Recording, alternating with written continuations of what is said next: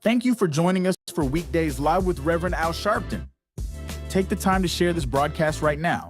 Tell your friends it's time to keep it real with Reverend Al. Comment your questions now in the chat or call Reverend Al Sharpton directly on air at 877-532-5797. Now stay tuned for Reverend Al. This is Reverend Al Sharpton. As you watch the broadcast, support National Action Network. Go to www.nationalactionnetwork.net and be involved. You can join, take your membership right online, www.nationalactionnetwork.net. Getting ready to start the program, but we need you to be part of the movement.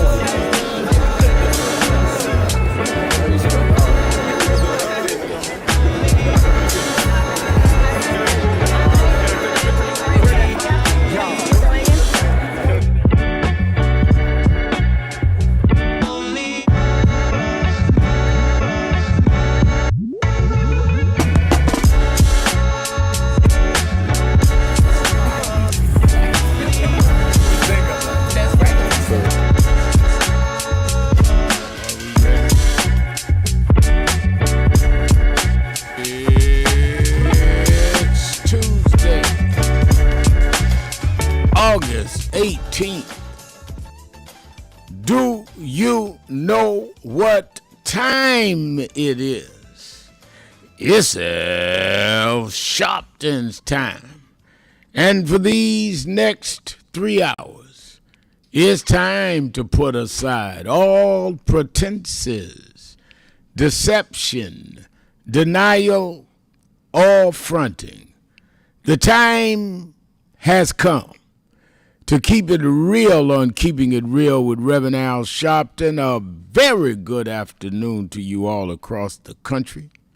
Good morning to our West Coast listeners. Welcome to those listening on Sirius XM, Channel 126, The Urban View, where talk empowers and becomes action. I'm coming to you live from our National Action Network corporate headquarters in New York. And for the next 3 hours, you can join this conversation and be heard nationwide on your thoughts, your opinions, your commentaries. All you have to do is call us at 1-877-532-5797. 1-877-532-5797. And today there's primaries all over the country. Alaska has a primary that has become unusually dramatic because two Republicans, one named Dan Sullivan, is on the ballot. Incumbent Senator Dan Sullivan is seeking a third term, and he's facing former Democratic Representative Mary Petola, I'll say it right, and that's Florida's new congressional map is scrambling with several House seats, and it's going to be very interesting watching what happens with Democratic incumbent Debbie Wasserman Schultz and Jared Moskowitz have been pushed into newly configured districts. And the one Wasserman Schultz is in is a minority district. So a lot of people are going to be saying, does one of the several black candidates beat her, or does she then become a member or reelected as one with a black district. There was a time in Florida where you had several black seats. Now you're down to possibly one. And very interesting. Also, you see Trump is now threatening to bomb Oman if it gets in the way of the Strait of Hormuz. He threatened military action. I mean, we in danger with a man this crazy at the head of government. He is out of control. Let's talk about that. And of course, he attacked this woman. She wasn't black, reporter from CNN for asking a question. Then went on line and stopped mentioning her children. We are in Never Never Land here. So call me at 1-877-532-5797 or go to our message board. I see you, Stephanie Humphrey Channel, saying, all right, Reverend Al, with the tan suit, you know, they are scandalous. You're sharp, sir. Yeah, I remember when President Obama got in trouble for wearing a suit this color, and I thought it was ridiculous then, and it is ridiculous now. The difference between, Stephanie, my tan suit and Obama's is to make people understand I don't care about them talking about tan suits. I have mine with a vest. I have a three-piece. Let them know if you miss twice, I'll get you the third time. That's how much I care about them critiquing colors. We're dealing with voting rights and all of these things that are being taken from us.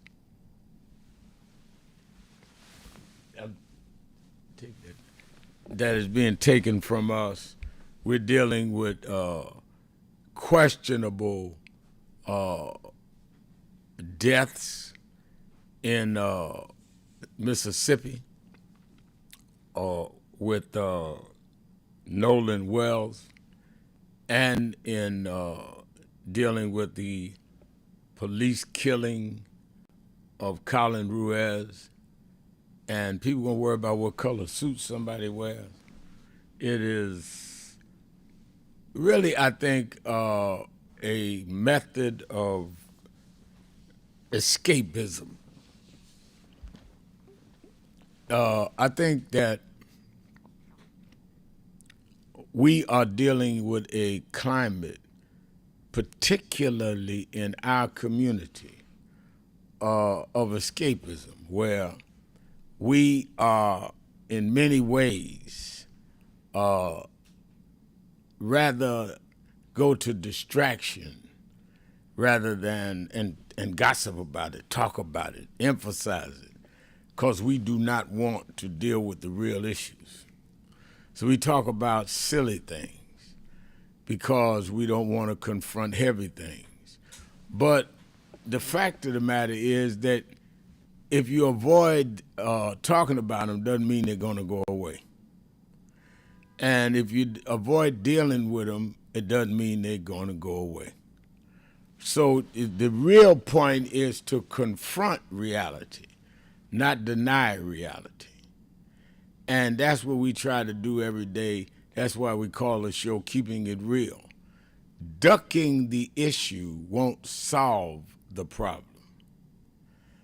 Ducking the issue will only mean that those who have power will continue to deal with issues that are not in your and my interest. So let's talk about all of that. I hope the people in Florida and Alaska and other places that have, I think it's 5 states having the primaries, hope you go out and vote.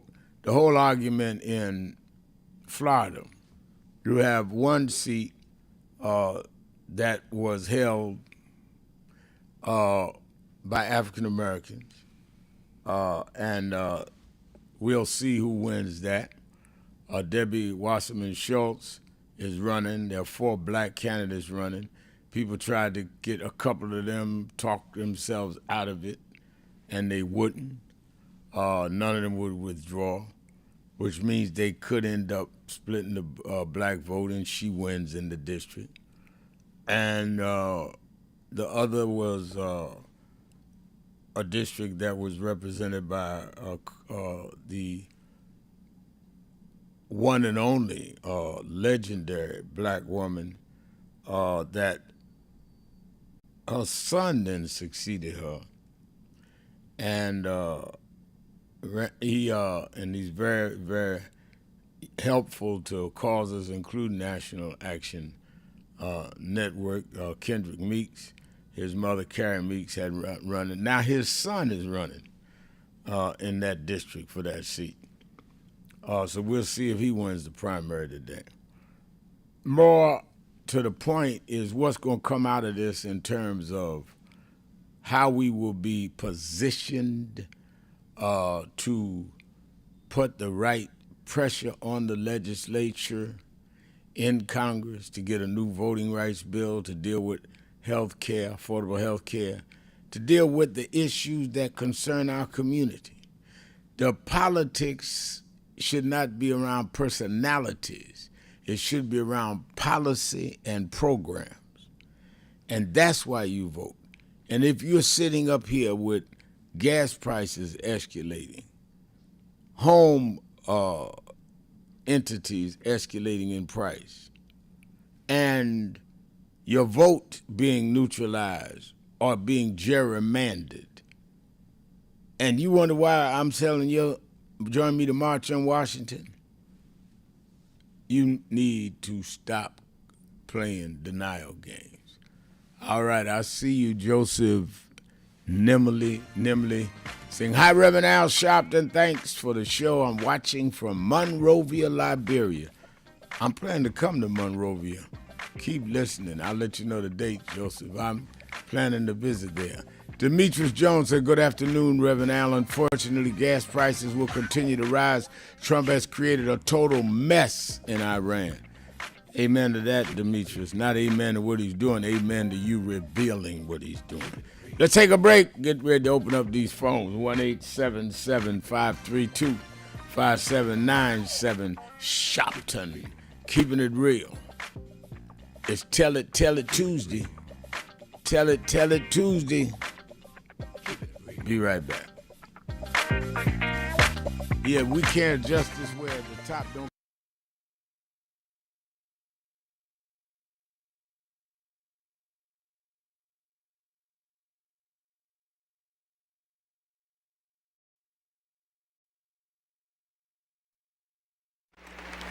Reverend Sharpton, how do we begin to make peace with our past?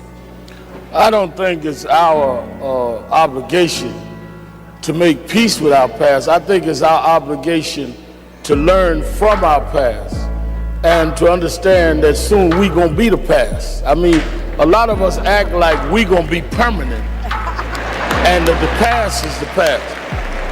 If we draw on the strengths of the past and uphold the dignity and the integrity of our people, and then perform it at our highest level in our generation, as Dr. Moss said, that's our obligation. You know, one of the reasons that I've been so concerned about this cultural tone that we're in now is a lot of us have lost the dignity that our community has shown from Jamestown to now.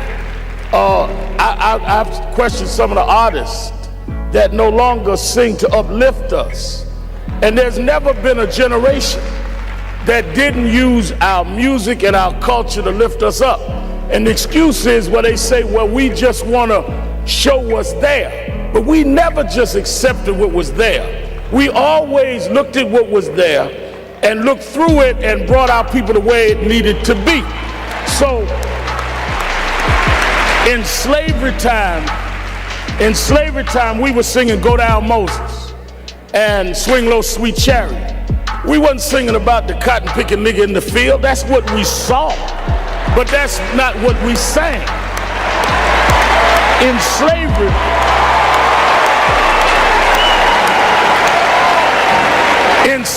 in segregation time, we were singing We Shall Overcome.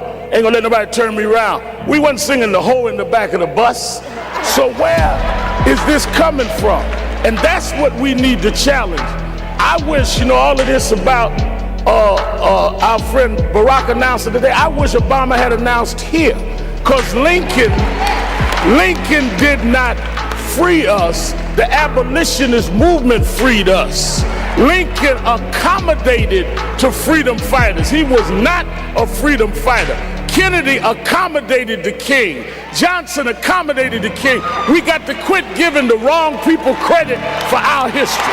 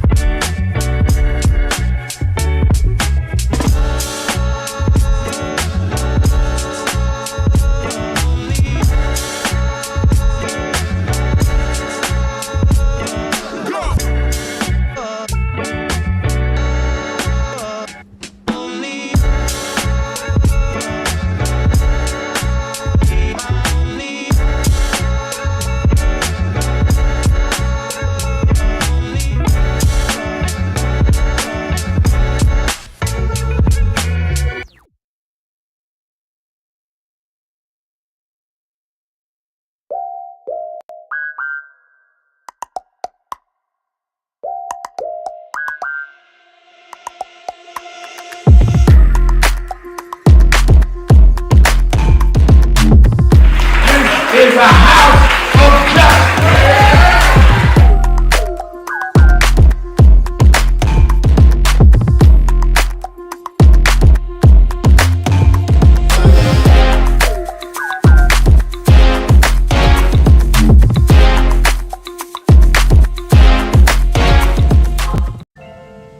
Thank God I was blessed to have both in my life, both historic, strong figures. But if I misuse them and listen to not only figures that are not as historic as them, but figures that had nothing to do with the calling and purpose of my life, I would live confused. I'd be double-minded. I'm clear. And what I want you to do is be clear. Clear on who you are, why you are. And a lot of that will be exposed to you and others by who you are around and who you allow to enter your head. Keep people at a distance that only have a distant and unclear vision of who you are and who you are supposed to be. They could be your blood relatives, but they could not be the ones that accompany you toward what you ought to be about tonight. Everybody good to you ain't good for you. Everybody that makes you laugh sometimes end up making you a joke. So we are fighting. That's why I said to deal with this DEI situation, you must be disciplined and do studying, because unless you do structural change, we'll keep coming right back to this over and over again. I spoke Wednesday night at Yale University, and I told them students, some of those brightest students in the country, Yale, Harvard. I spoke at Yale and told them there is a structural problem, which is why Trump and Vance and President Elon Musk, they can come in and put us backward because the structure was never corrected. They walk in the door and say NDI, because structurally they can make that stand. We've got to break the corporate world from doing it and then straighten out the structure of how this country is.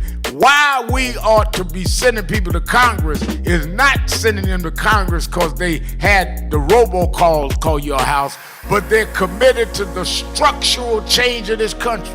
What Trump is successful on is playing on a weak structure, so he can make it go either way. It should not be so unclear that you can play the game either set of way. It must be firm that you got to repair the damage done to the children of the slave and straighten out the structure that we are not 3/5 human.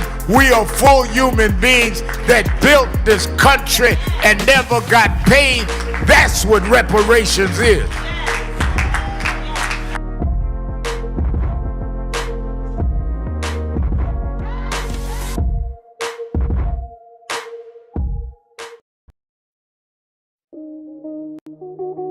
It is really a intersection of both emotions, because when I was 11 or 12 years old, so I watched the news a lot and I became enthralled with the image of Adam Clayton Powell. I was around 11 and I convinced my mother to let me come up to this church to see Adam Clayton Powell.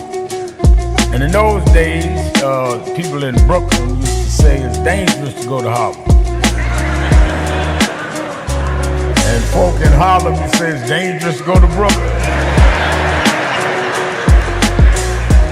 Now, to 135th Street, and I came, sat right back there, and Adam Clayton Powell walked down this platform. And I remember after the church, in those days, Johnson, the pastor's study was right beside with the plexiglass. And I knocked on the door and I told... You ready, sir? Yep. You're live. Keeping it real, keeping it real. I'm your host, Reverend Al Sharpton, and we're back. As we are on countdown mode to August 28th for the march, I want to bring on various voices that are imperative for us to understand on why we march. This is not an exercise in class.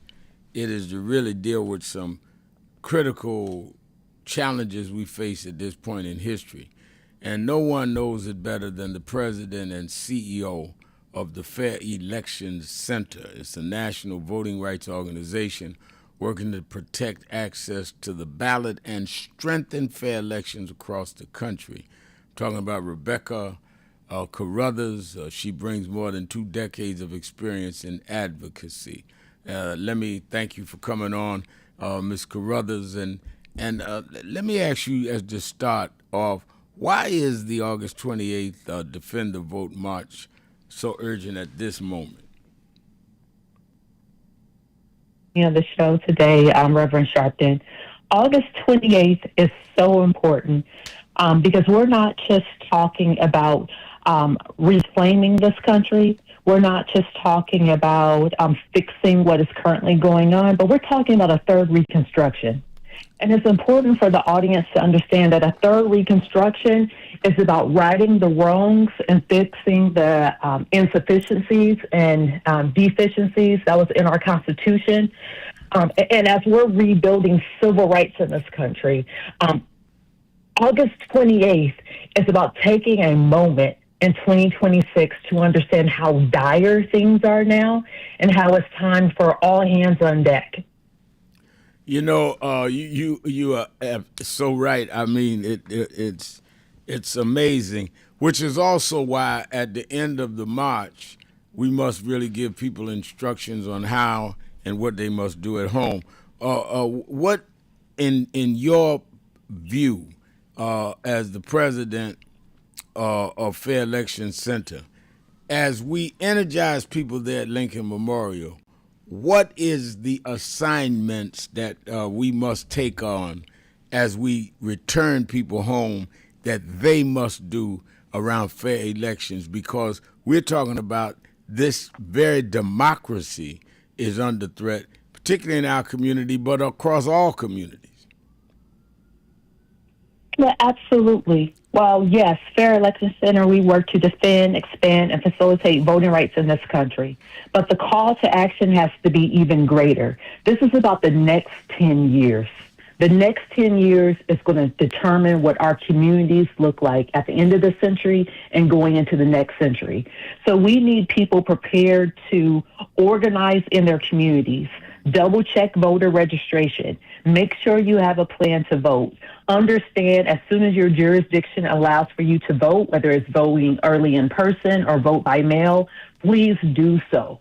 We need as many people as possible to get out there because we have a president who is literally saying he's going to use all levers and every tool that he has in his belt with the federal government to make it tougher for people to actually vote and for their vote to indeed count. And while I understand voting is just one of many steps of what we need to do to build this country into the country that it ought to be, we can't skip over voting. And I know people get tired of hearing, hey, this is the most important election of our lifetime. But guess what? We're in a cycle now that every single election is important. Now, when you hear people say that voting may be in some ways interrupted or some kind of move the president might make to really interfere with voting in certain areas. How do you respond to that? How do we buttress ourselves to make sure those fears are not realized and that we on election days and early voting days are actively making sure that nothing is done awry? This is a conversation that we've been having through our Campus Vote project on college campuses, especially on HBCU campuses. We're on 55 of the 107 HBCUs. And we are letting students know they are removing your early voting locations, like in North Carolina. In fact, we'll be at North Carolina A&T in a few weeks working with those students to make sure that they turn out to vote despite North Carolina trying to make it harder for them to vote. We remind people that, yes, the president is threatening to send out law enforcement, including ICE agents, near polling locations, but we want people to know that that is against the law. But how do we fight back against it? When people show up to vote, consider using the buddy system. Don't go to vote alone. Find 2 or 3 of your friends, your family, or your neighbors. Make it into a thing, because if there is a group of you all going to vote, you're going to have strength and protection in numbers. And so we need people to really return back to a sense of community in this fight. And so some of the young people are asking me, hey, Rebecca, so are we going to have a future? Are we going to have a country after this? And I keep telling them, yes. This has to be an intergenerational fight. It's up to me. It's up to you, Reverend Sharpton. It's up to many of our organizations to make sure that we are creating an opportunity for young people to get in this fight. But we got to all stand at the line together because the next 10 years. The next 10 years is really going to determine what happens next in this country. I love what you said. That's part of the theme that I'm going to say that day. It's the third Reconstruction. This is bigger than one primary day or one election day. We're going to set the tone for how this country moves forward as it relates to all of its people. And people need to see the big picture that's before us in order to deal with the small part that all of us may play individually. You know what? I've been going back and reading some of the works of our ancestors. I've been reading Ella Baker's biography this summer. The reason why I was reading her biography is understanding that she really laid the groundwork of what we should be doing now to fight back against fascism, to Right. fight back against authoritarianism, to fight back against those who want to erase us and to violently erase us and our contributions to this country. And so we've got to really lean in to some of the things that our ancestors did before us, because they fought this the last time and they were victorious. We get to be victorious this time as well. And this time, we also learn what happened from the second Reconstruction with the Civil Rights Movement. We learn what happened from the first Reconstruction after the Civil War. And this time, we got to fight to make this permanent. Because if a quote-unquote right could be given and then taken away, it's truly not a right. And so next, we have to be prepared to make changes even to the Constitution to enshrine our voting rights, to enshrine the rights of Black people in this country to exist. Like, we got to call it what it is. This is a wave of anti-Blackness that has been woven throughout the history of this country, and it's time for us to get rid of it once and for all. All right. I really, really think you're on point. I appreciate you sharing with us today, and I'm very happy that you and the Fair Election Center is partnering with us for August 28th. Rebecca Carruthers is the president and CEO of the Fair Election Center, national voting rights organization working to protect access to the ballot and to strengthen fair elections across the country. Let's thank her for being on. Let me take a break. I'm coming back and open up the phones for your calls. 1-877-532-5797 Shopton. Keeping it real. Be right back. Keep it real.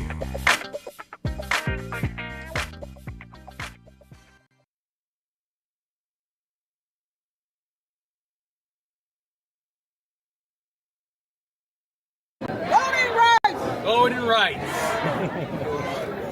Everyone look here. Say it again, Miss Pearl. Voting rights. Voting rights. One more time, Miss Pearl. Voting rights. There we go. Voting rights. Voting rights. Voting rights. Voting rights. Voting rights. When do we want it? Now. When do we need it? Now. Yesterday. What do we want? Voting rights. When do we need it? Now. What do we want? Voting rights. When do we need it? Now.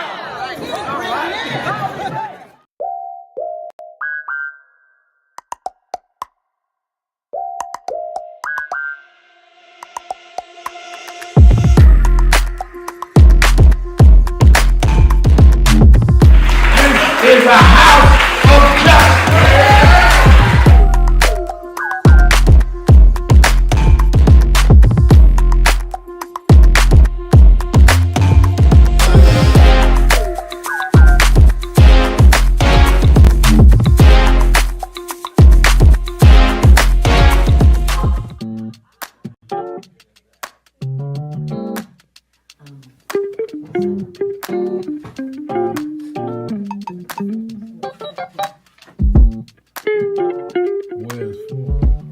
I see I'm in today's New York Times word puzzle, and they're asking what is Al Sharpton's title for short. It's Rev. I didn't know everybody knew that. But the people in the New York Times, they didn't call me Rev. They should call me Reverend. No.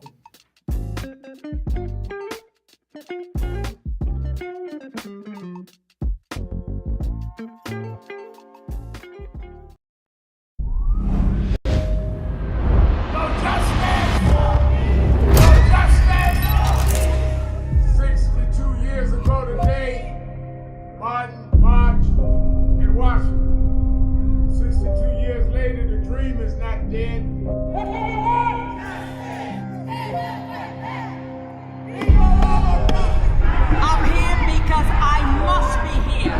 Democracy is not there for the pig, and you have to fight for democracy. That's what it is. What Trump will erase, we will replace. Is the dreamers in many cases have reversed and tried to turn it into a nightmare. We come to Wall Street rather than Washington this year to let them know you can try to turn back the clock, but you can't turn back time. We gonna keep the dream alive on Wall Street.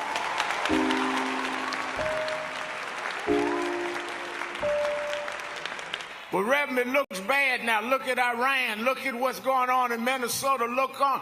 Yeah, but I was raised by them to realize that after storms, if we do the right thing in the storm, if we organize, if we register, if we do what we're supposed to do, there's always a rainbow coming out. The rainbow don't show until the storm is over. The rainbow gonna come out in November. The rainbow gonna come out in 28. We gonna fix these tricks in 26 and march through the gates in 28. We didn't come this far to turn around now. We won't go back. We won't go back. We won't go back. Many people cannot focus because they have not really come to terms with their calling and life purpose.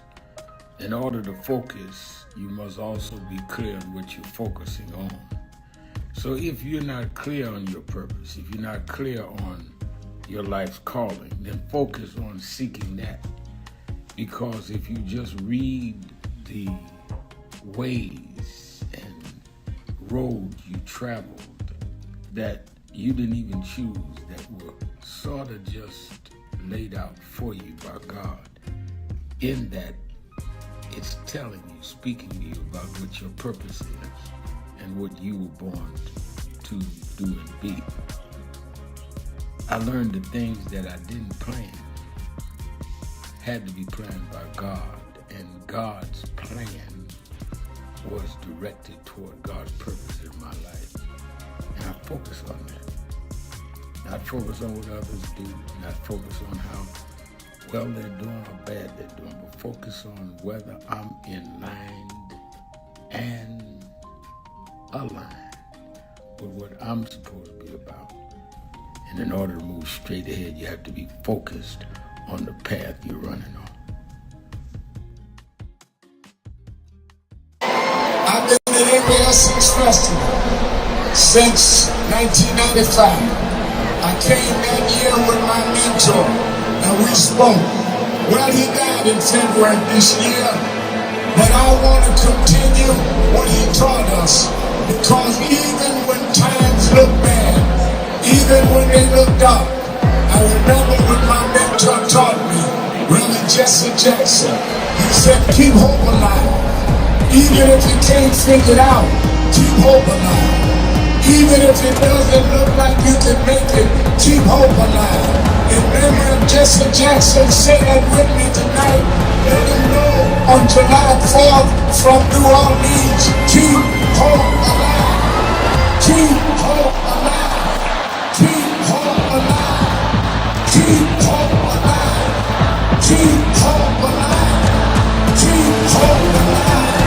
Keep hope alive. Keep hope alive. Thank you, God bless. It gets dark sometimes, but the morning comes. Don't you surrender. Suffering breeds character. Character breeds faith. In the end, faith will not disappoint. You must not surrender. You may or may not get there, but just know that you're qualified and you hold on and hold out. We must never surrender. America will get better and better. Keep hope alive. Keep hope alive. Keep hope alive. On tomorrow night and beyond. Keep hope alive. I love you very much. I love you very much.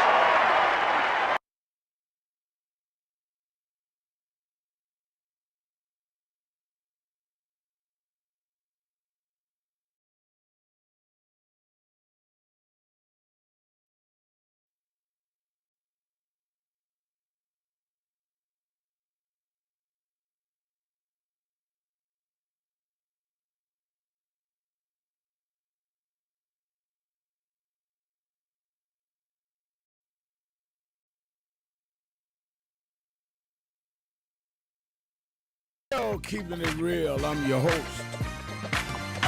Reverend Al Sharpton, It's Tell It Tuesday. Let me say by way of announcements, don't forget to watch Politics Nation with Al Sharpton live at 5 p.m. Eastern Time on MS Now. And we are certainly looking forward this weekend to interpret what happens in these primaries as we get closer to the whole fight around how the Congress is going to line up and how the general elections are going to line up based on who the Democratic candidates are and how we deal with this establishment versus progressive debate. I'm going to have on some of the senators and Congress people as well as at least one governor to deal with this. Because at the end of the day, when the primaries are over, and I'm going to deal with this both nights on Politics Nation, at the end of the day, if you do not win, if you do not take the Republicans down, if you do not start setting the roadway, the runway for the third Reconstruction, it won't matter whether you call yourself progressive or establishment. You won't be in power. It's a totally useless argument. Totally. So watch Politics Nation with Al Sharpton live at 5, both Saturday and Sunday, 5 p.m. Eastern Time. Also, you that are in the New York, New Jersey, Connecticut corridor this weekend or live here, meet me at the Saturday Action Rally at the House of Justice, 124th Street and Morningside. Official address is 6 Hancock Place, but it's right at 124th and Riverside. You need to be there. I'm looking for you to be in the house. You that are not in the area, you can watch it live on Impact Television, on nationalactionnetwork.net, on YouTube/NAN, and of course on AME Zion Network. Also, I want to say that's Saturday. Sunday, you that are in Washington, D.C., Maryland, Virginia area, the DMV area, I will be the morning preacher at Howard University at Crampton Auditorium, 11 o'clock on Sunday morning. I'll be the morning preacher. I always try to preach at Howard Sunday before we had a big march, and they have invited me, and I'll be there. So many of you that are in the DMV area, come to church with me on Sunday morning in Washington, D.C. And we are a day from closing the buses down.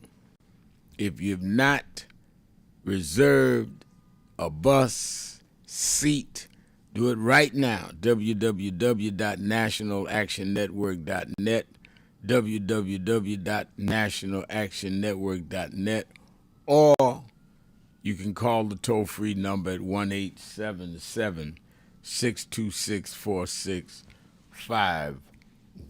All right. I see you on the message board, Willie Franklin, saying good afternoon, Reverend Al Sharpton and Nan from 513 Cincinnati, Ohio. Love it. Elizabeth Wiley saying hello from Maringouin. Is that Maringouin, Louisiana? All right. Mayor Rodney Jones, the mayor of Queensbridge Houses, say I'm coordinating with Bishop Taylor for a bus leaving Queensbridge for the 8/28/26 March. My shepherd talking with members of the community to go with us. I love it. I love it. I love it. And I think Kevin Powell is saying, Reverend Sharpton, I would just like to say that when the Reverend Jesse Jackson passed away, I do not recall hearing anything about sympathy or compassion coming from Donald Trump. But when Charlie Kirk died, there were all kinds of sympathy and love. I think Trump released a statement to the family, but I didn't see any other things. Certainly didn't do it in a live press conference or something. Might have put something on social. But they were talking about lowering the flags for Charlie Kirk and all kinds of things. And I was certainly opposed to what happened to Charlie Kirk. But, I mean, come on. And let's not forget that Mike Johnson, the Speaker of the House, the Republican Speaker of the House, denied the family's request to let Reverend Jackson lay at state in the rotunda at the Capitol, saying, no, that's only for senators or, elected officials. But George Republican Bush, made the exception, because it's up to the president, and waived it for Rosa Parks to lay at state. Trump could have, or Johnson could have, done the same waiver for Jesse Jackson. They did not. They did not. All right, let's go to the phones. Let's go to Chicago, Illinois. Tommy, you're keeping it real with Al Sharpton. A pleasant afternoon to you, Reverend Sharpton, and especially to your listening audience. And for me, Reverend, I just got done listening to your sermon, One More River to Cross, and you mentioned individuals being wilderness, and this ain't wilderness. This is just straight out insanity. I mean, you can't make none of this stuff. I mean, Rev, when you think of this particular political season, when you think of what all has been happening for the absolute, chaos that seems to be going in with the Democrats in a turn with just simply having a simple message, which would simply be, do you see this? Do you feel this? Do you understand this? I mean, disrespect all the way down the line, Rev. That's on a national front. But here in Chicago, these people, they didn't lost their mind. Here's a black man sitting up in the office of mayor, and we're sitting up here talking about unity and power and the ancestors who died for us to have the right to vote, and all these people are running individuals are running who openly support the insanity of the administration in which we're in. And, people want to call names, and I'm like, call names for what? Why are we wasting time talking about a Stephen A. Smith? For what? When people should be listening to the pertinent information that is being put out on the airways by individuals like yourself, and now the clock is running out. And can you honestly say, Rev, in your heart and mind, what some of these individuals going to do that look like us? Yeah. I mean, this is a moment and a time to embrace your history, your culture, your understanding. And one more last thing, Rev, the thing that encourages me the most when I get a chance is not only do I get a chance to talk with you, but Rev, I have gone where you've gone, and I heard the same thing. Hook me up. Nobody listening to us and stuff. And then I hear you come, this radio station, WBON, a black radio station, under attack by its own people. Yeah. And I'm just saying, Rev, as I close, because I know you got to move on. Thank you for every year. Thank you for who you are. Thank you for what you've become. Thank you for how you placed out the word of the living truth. This is truth. Lies change, but the truth doesn't, Rev. And last thing, you know what you told me? It said you take many steps getting up there to the top, but you'll see every last one of them people on the way down. I just want to ask, how dumb can you be? I love you, Doc. Love you. Thank you for your call. And I see on our message page, Akeem Smith saying, Reverend Sharpton, A.G. Todd Blanche said on Meet the Press, he will not pledge that the DOJ, Department of Justice, will remain independent from Trump. Said it out of his own mouth. They asked him to make the commitment. He said no. Absolutely not. You have a sitting attorney general that has said on the record on one of the major Sunday morning television shows he would not commit to not being totally committed and aligned with the president, which politicizes the Justice Department. Amazing. Let's take a break. We'll be right back. Keeping it real. Sharpton. Tell it Tuesday. Be right back.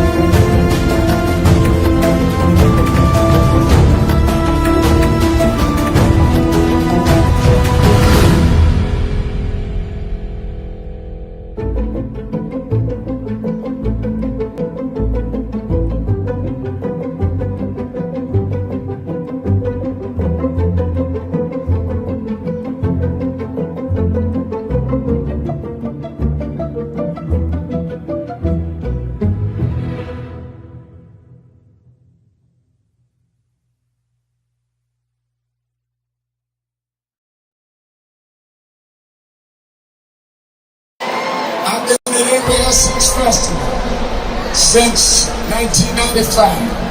I came that year with my mentor and we spoke. Well, he died in February this year, but I want to continue what he taught us, because even when times look bad, even when they look dark, I remember what my mentor taught me, Reverend Jesse Jackson. He said, keep hope alive. Even if you can't figure it out, keep hope alive. Even if it doesn't look like you can make it, keep hope alive. In memory of Jesse Jackson, say that with me tonight. Let him know on July 4th from New Orleans, keep hope alive. Keep hope alive. Keep hope alive. Keep hope alive. Keep hope alive. Keep hope alive. Keep hope alive. Keep hope alive. Thank you, God.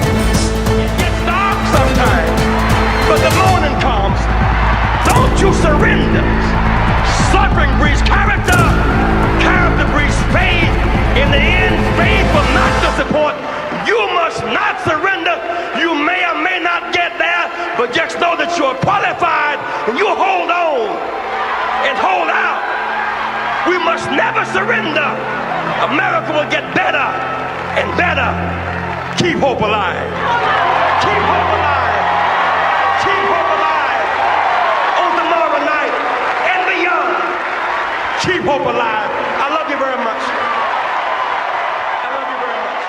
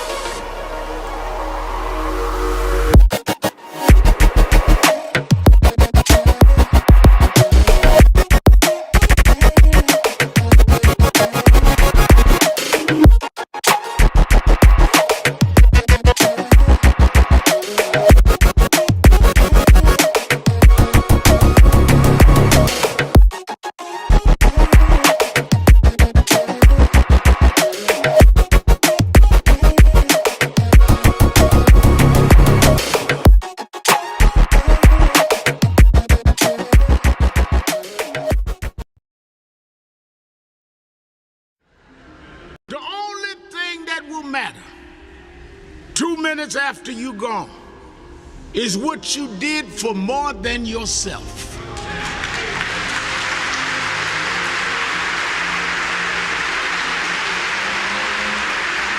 Think about this. Think about if today is your last day. If this is your last service, what can they say about me? And if you're not satisfied with your own answer, you should leave here today working on yourself and building on what you need to build. Because God is here, He's available to you if you but use what He's giving you to be more than self-indulgent. Now, I know many of us come with reasons we won't step out. But I come to tell you that's why God is here. God takes the ones that are the least likely and gets the most done. As I have seen in my life, people that were the unexpected and rejected are the ones that end up the greatest. So don't let whatever mistakes or whatever things that may be in your past hold you back. God is not trapped in your past. God is there for your future. And He's there that every day you wake up was a divine decision He made to give you another opportunity to serve.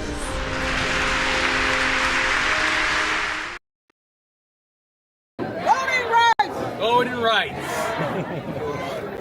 Everyone look here. Say it again, Ms. Pearl. Voting rights. Voting rights. One more time, Ms. Pearl. Voting rights. There we go. Voting rights. Voting rights. Voting rights. Voting rights. Voting rights. When do we want it? Now. When do we need it? Now. Yesterday. What do we want? Voting rights. Reverend Al Sharpton, and we're talking about the events of the day. Tell it Tuesday. President threatening Oman. There are primary days voting, primary Democratic and Republican in Florida and in Alaska and in three other states. And we're encouraging people to go out and vote. Our very future is dependent on how we are able or unable to deal with checks and balances in this present environment. So I really encourage you to deal with this. I see Joseph Simmons on our message board saying we voted early here in South Florida. Byron Donalds is a sick with self-hatred. They will indict him when they are using him. You know, it was interesting with all of this MAGA rhetoric. They came out yesterday and said that Byron Daniels had a felony record and had voted as a Democrat. And I think that it is crazy what they are putting up, but they will not be defeated if we're not on the battlefield. All right, let's go back to the phones. Let me go to my ace, Boone Coon in Chicago, Illinois. He's on the west side. He says it's the best side. Brother Frank, you're keeping it real with Al Sharpton. Hey, Reverend Al. Yes, sir. Can you hear me? I hear you very well. My brother. I miss you, man. I'm going to tell you what the real deal is. This phone I got, I count them too. If I don't get a pickup of an 11th ring, it automatically let me know it's going to end the call. So that's what happened. Y'all been real busy. Don't think I ain't been trying to get in, but I got in today. And I want to say hello to everyone. And I've been listening, although I have not been talking, but I'm going to do a little talking now. First, I'm gonna say, I'm gonna start like this. Right now, you see what's going on with Joe Biden right now, right? I know you know. I've been listening to him. Right. Do you know, Rev? And there's I'm gonna say about this, that debate and all that stuff. If he'd only listened to us when we gave advice when I handled that debate and followed our script the same way, he definitely listened to us when we told him about the State of the Union, Jeff, because he followed to the letter.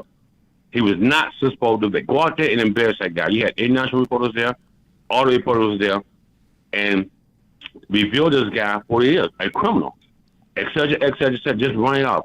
And let me know this guy, but by you debating him, is legitimizing him even being in this race and then walk off the stage. He's not worthy to be in this race. I'm not going to debate this guy.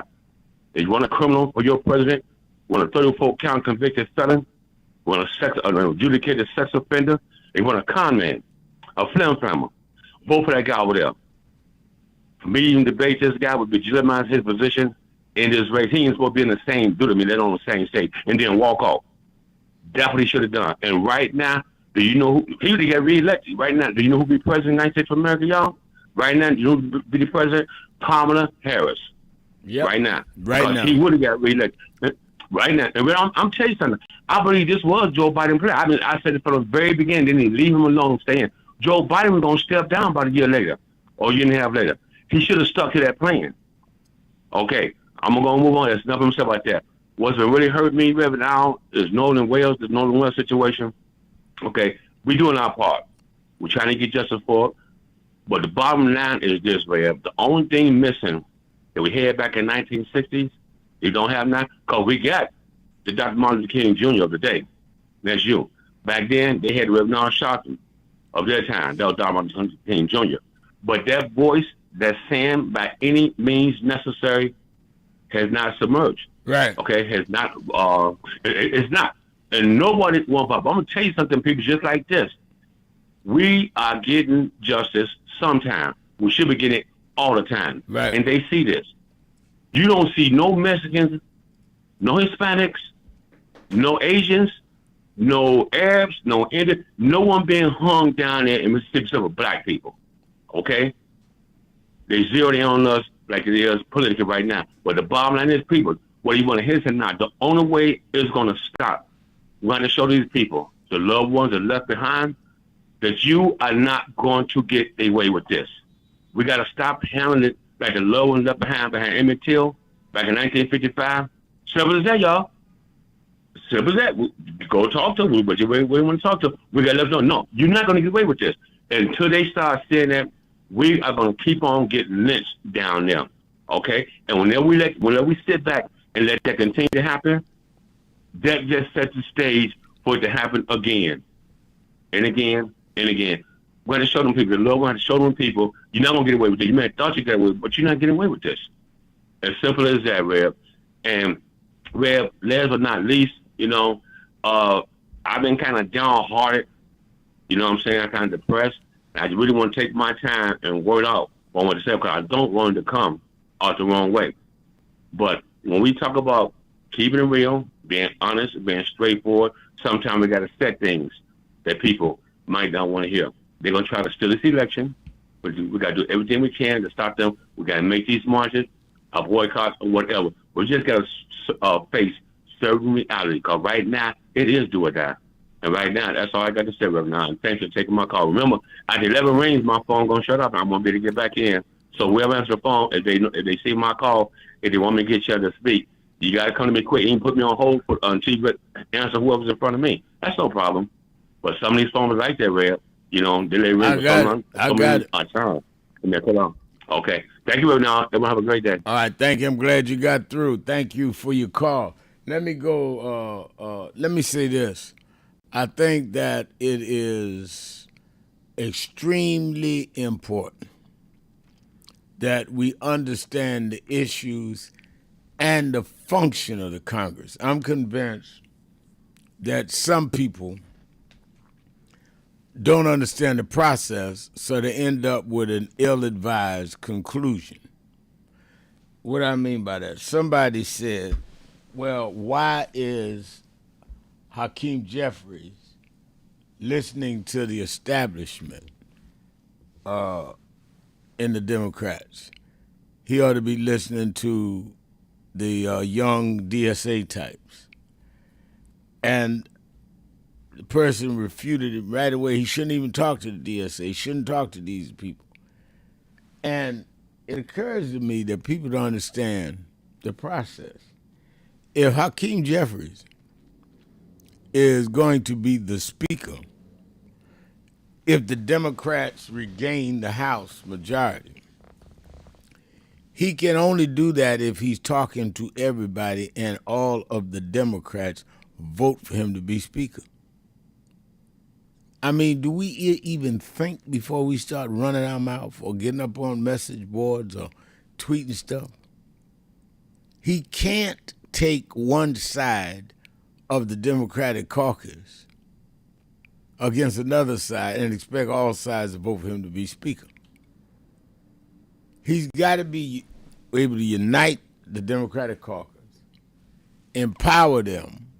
As I said yesterday, if you empower them, who's chair of the Judiciary Committee, who's chair of Commerce, who's chair of Ways and Means, on and on, they can subpoena the people in the Trump administration, the Attorney General, all of them, the people in private industries, and put your hand up, swear to tell the truth, the whole truth, nothing but the truth, so help me God. Have to swear, man. And then they are tried like they're in a courtroom, because if you lie under oath in the Congress, it's a criminal act, you can go to jail. So you can either force them to plead the fifth, which means that they are guilty of whatever you're asking, or to answer the question. I said in Atlanta last Thursday at the NABJ, if Hakeem gets to be the speaker, and it's all going to be up to us to vote in our local areas to get the Democrats in, they will then appoint the Democrat to head the Judiciary Committee, and if they have not given justice to Nolan Wells' family, we can subpoena those young men to Washington and make them answer under oath. That's another thing speakers could do. But a lot of us don't take time to even analyze, well, it ain't gonna mean nothing. It's gonna mean everything. And I think that it is absolutely, unequivocally important. I think the other thing is that we've got to give people room to grow and room to get things done what needs to be done. And I agree with you. Hakeem Smith says Democrats get both houses of Congress, Reverend Sharpton, that would be even more powerful. And I agree. And I think that, and it's not just about what will do the career for Hakeem, it's what it will do to handle and deal with our problems that we're facing, our situations. That's what's imperative. All right, let's take a break. I'm taking your calls, 1-877-532-5797, 1-877-532-5797. It's hot. It's going. It is red hot on Tell It Tuesday. That's when we get the hot discussion going. You got something to say, call 1-877-532-5797, 1-877-532-5797. Shopton, keeping it real. Be right back.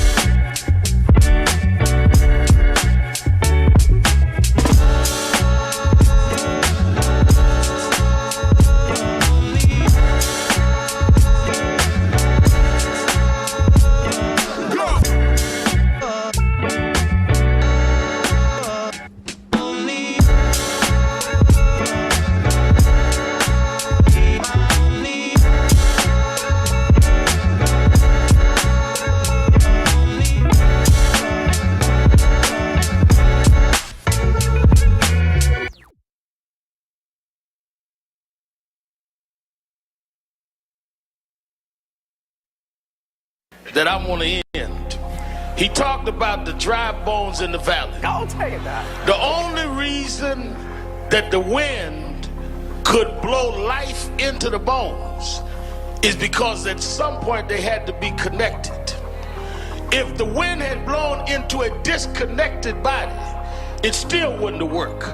So before he prophesied to the wind, they had to first get the foot bone to connect to the ankle bone, and the ankle bone to the calf bone, and to the knee bone, and the knee bone to the thigh bone. If we are to prophesy to the wind, we must first connect this body. We must connect Eddie Long to Farrakhan and Cornel West to Elders and Lowry to Sharpton. If we can connect this body, then God will blow the breath of life into our community. But as long as we are disconnected, the wind can't blow because it's blowing on disconnected dry bones. But the good news is that we're the children of people that have been through worse than this, and we're still here. So even though I get despondent, I don't ever get depressed, because I want the world to know you won't beat us, because we're the children of those that took the worst form of slavery and brutality that ever lived, that ever existed. Our parents survived the Middle Passage. Only the strong got here, and then we lost our name, our culture, our religion, and we're still here. But you don't know who we are. We're the children of Chaka Zulu. We're the children of Mary McLeod Bethune. We're the children of Marcus Garvey. We're the children of Martin Luther King. We'll be here. We were first and we'll be last. We know who we are.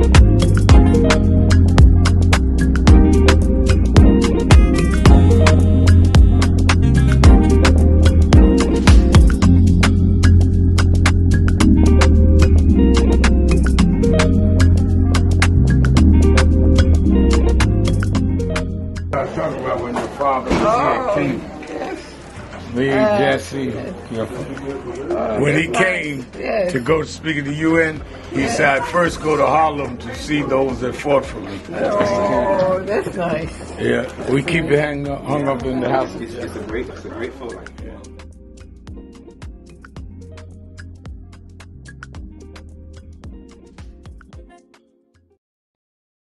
And I think that is extremely important about the funding. But I also want to add how they're changing what can be taught.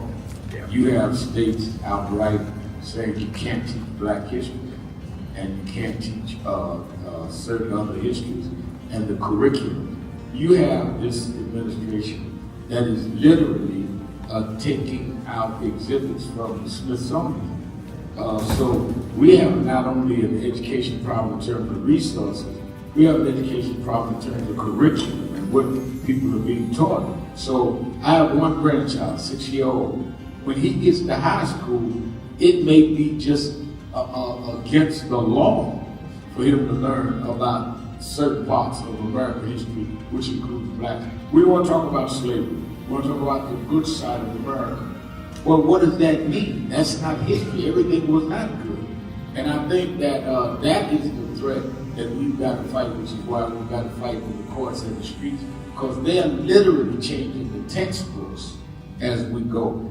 As they do that, they change the opportunity, because then the fight against affirmative action is not having access to these institutions and telling these institutions, this whole fight around DEI, which they did, started in Harvard with a black woman president. Started with them saying you can't teach diversity in an Ivy League school like Harvard.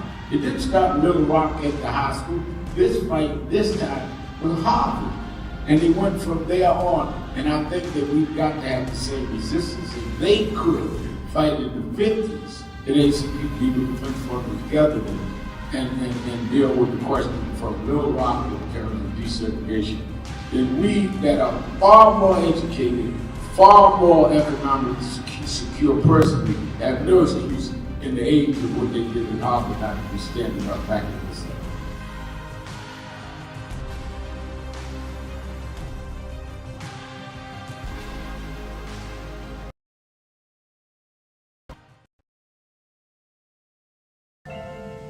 Thank God I was blessed to have both in my life. Both historic, strong figures. But if I misuse them and listen to not only figures that are not as historic as them, but figures that had nothing to do with the calling and purpose of my life, I would live confused. I'd be double-minded. I'm clear. And what I want you to do is be clear. Clear on who you are and why you are. And a lot of that will be exposed to you and others by who you are around and who you allow to enter your head. Keep people at a distance that only have a distant and unclear vision of who you are and who you are supposed to be. They could be your blood relatives, but they could not be the ones that accompany you toward what you ought to be about tonight. Everybody good to you ain't good for you. Everybody that makes you laugh sometimes end up making you a joke.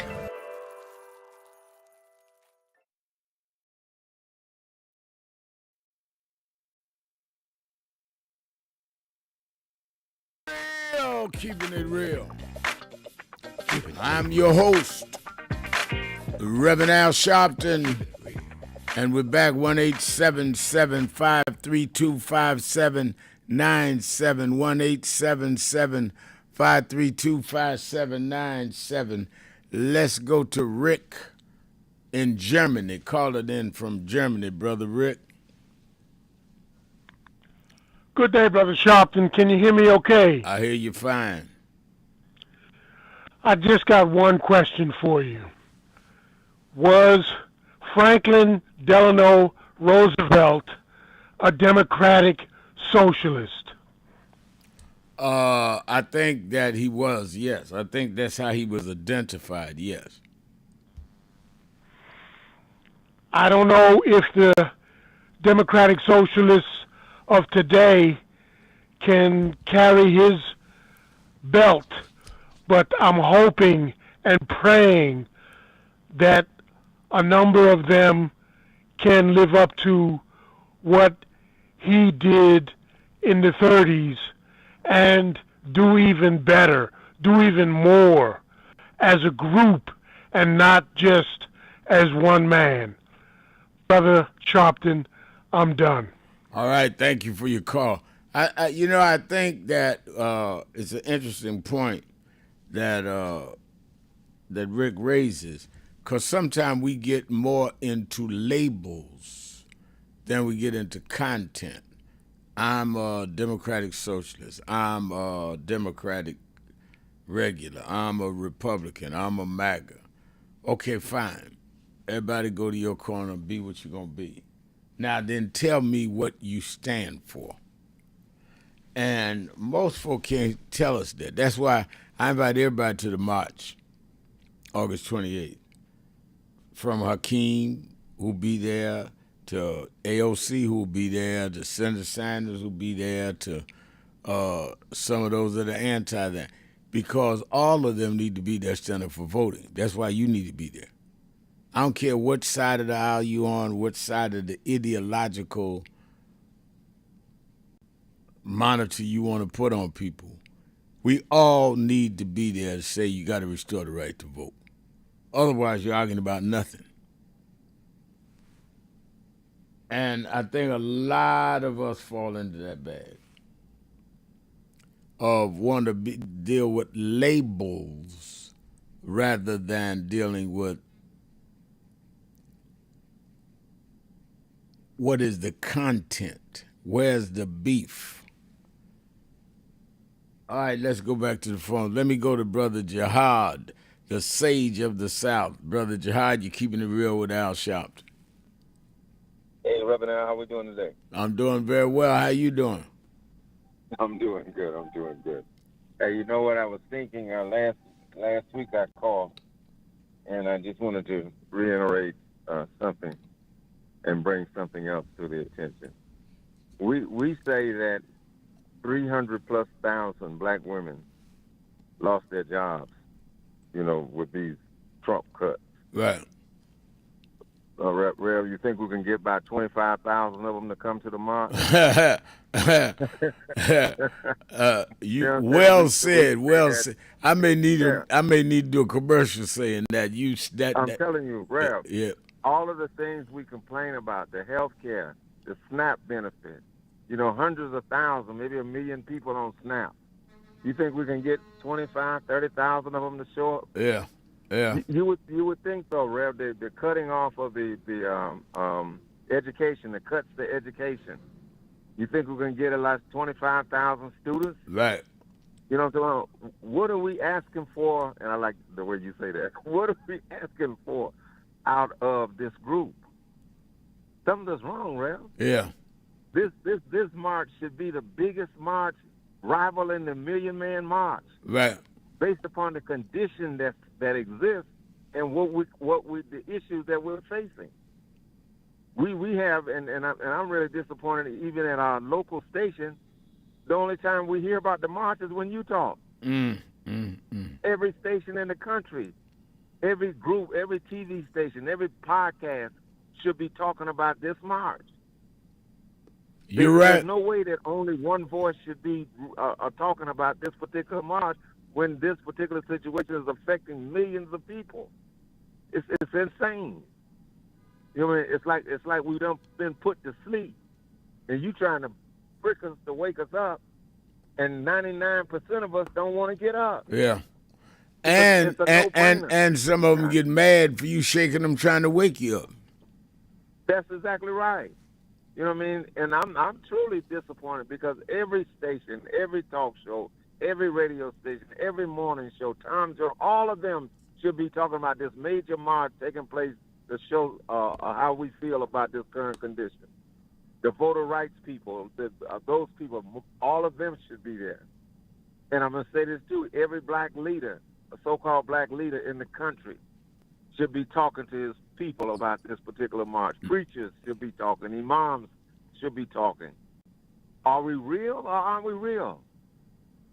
Are we asleep? I love it. I mean, it's amazing, Rev. You know what I mean? And then I think one of your callers talked last week where I got a little frustrated hearing people complaining about the different Democrats and what the issue was. And I just want to remind them that, it reminds me of the Super Bowl is coming this election. You know what I mean? November is going to be the voting rights Super Bowl. And they're arguing over the training camp. Who gets to make the team? It's ridiculous. Yeah. Yeah. Because this is all training camp right now. The Super Bowl is November. Yeah. You right. Yeah, the Super Bowl. So we don't need to worry about who on the team now. Whoever on the team got to play the game. So we just try to pump up the people and prepare the people that's on the team.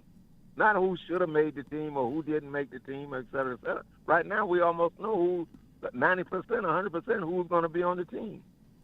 So the argument about Democrat and this, which Democrat and which Republican, which this and that don't make no sense to me. And it frustrated me so much that I said, okay, well, y'all arguing about that, just vote for Trump. Right. Leave me alone. Just vote for Trump. Yeah, you know what I mean? Because it doesn't make sense. Because that's what they're doing. You right. That's exactly what they're doing. You know what I mean? So I don't know what we got to do to get these local leaders and all these people to get excited about this situation, at least talk about it, even if they don't come themselves. But we should have at least 250, almost 500,000 people in Washington on the 28th, based upon what we're up against. Up against, you know what I mean? Required. That's right. It's a sad situation. You know what I mean? That's right. But I really think. No, I share your frustration and appreciate you expressing it straight up. I thank you for your call. Let's take a break. Be right back. More of you on the phones. 1-877-532-5797. Shopton, keeping it real. Be right back. Keeping it real.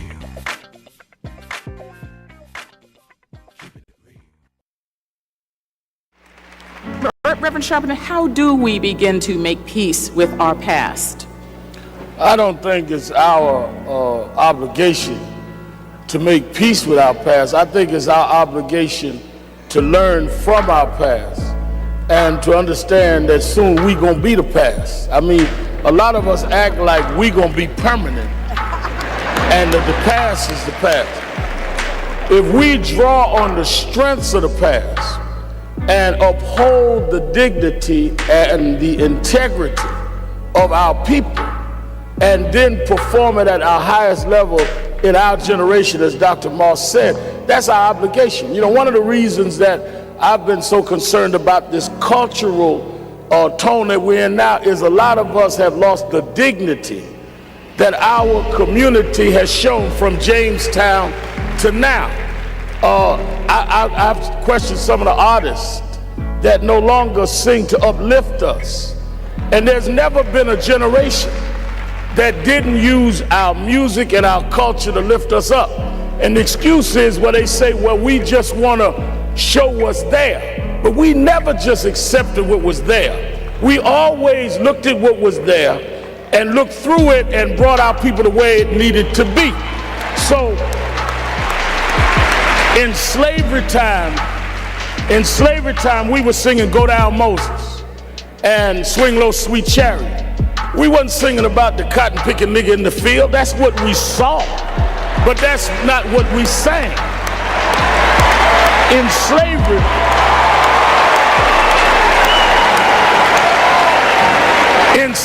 in segregation time, we were singing We Shall Overcome.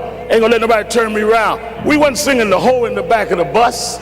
So where is this coming from? And that's what we need to challenge. I wish, all of this about our friend Barack announced it today. I wish Obama had announced here, because Lincoln did not free us. The abolitionist movement freed us. Lincoln accommodated to freedom fighters. He was not a freedom fighter. Kennedy accommodated the king. Johnson accommodated the king. We got to quit giving the wrong people credit for our history.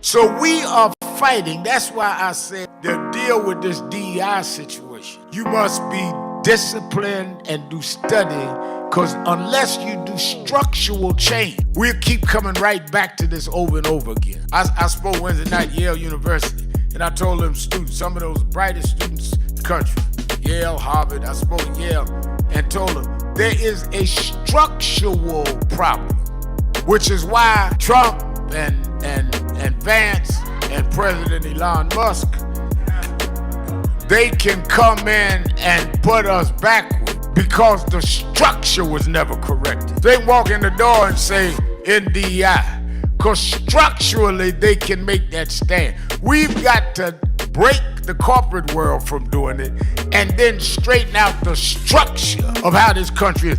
Why we ought to be sending people to Congress is not sending them to Congress because they had the robocalls call your house, but they're committed to the structural change of this country.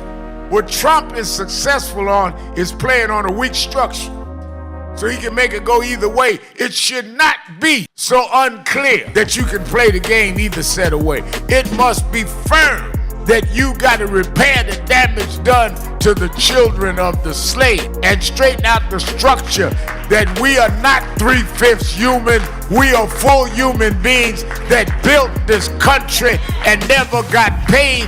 That's what reparations is.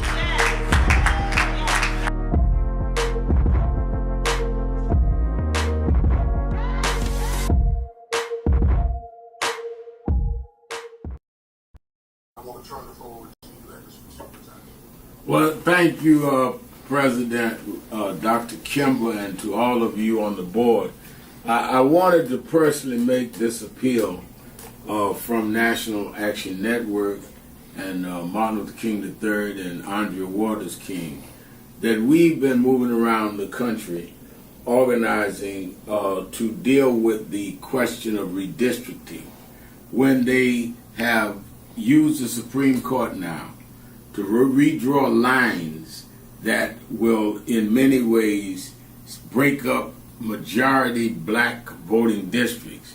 It means that they dilute the strength of our community. It will cost probably 19 members of the Congressional Black Caucus. But as important, if not more important, it will not address the needs of those constituents because they don't have a block vote to say we're going to put in somebody that wants to do what is right for us or not.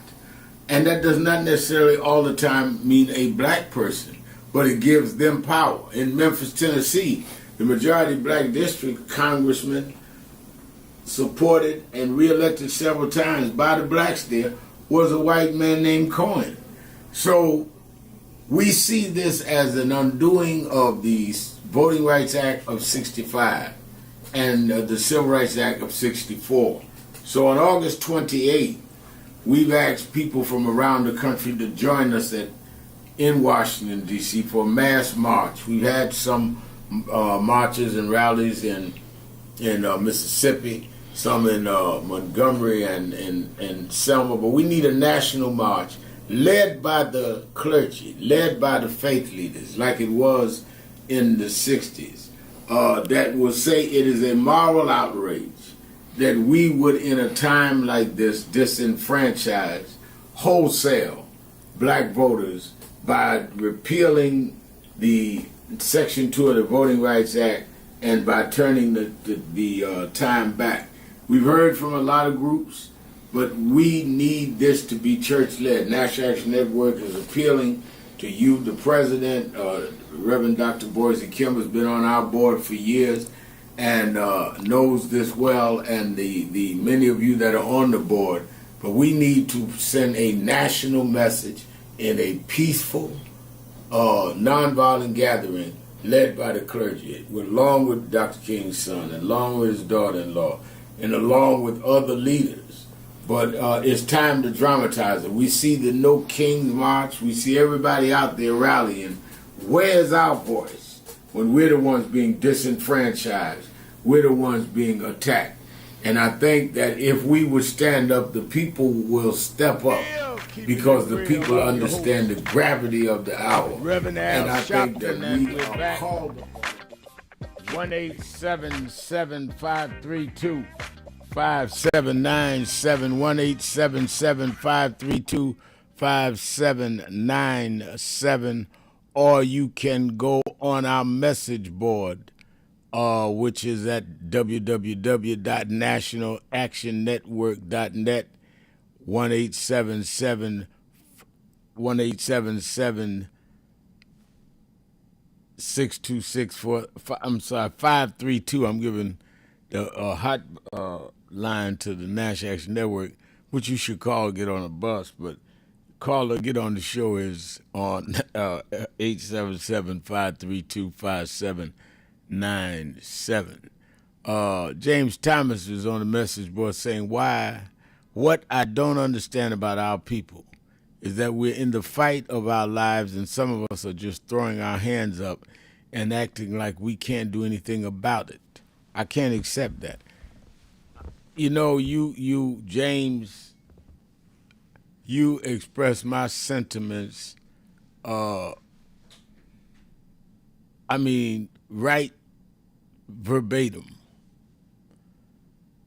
We have never been, in my lifetime, in the situation we're in. And somebody has to beg you to go vote, beg you to go to a march, beg you to turn off the noise and deal with something involved in solving your problem. It is not only unexplainable, it's inexcusable. You have no self-pride, no dignity. If you can allow somebody to just rub your face in the dirt every day like this president's doing, and you have no inkling of responding, it's sick. All right, let's go back to the phones. 1-877-532-5797. Let's go to Disco Brian in Philadelphia, WURD. Disco Brian.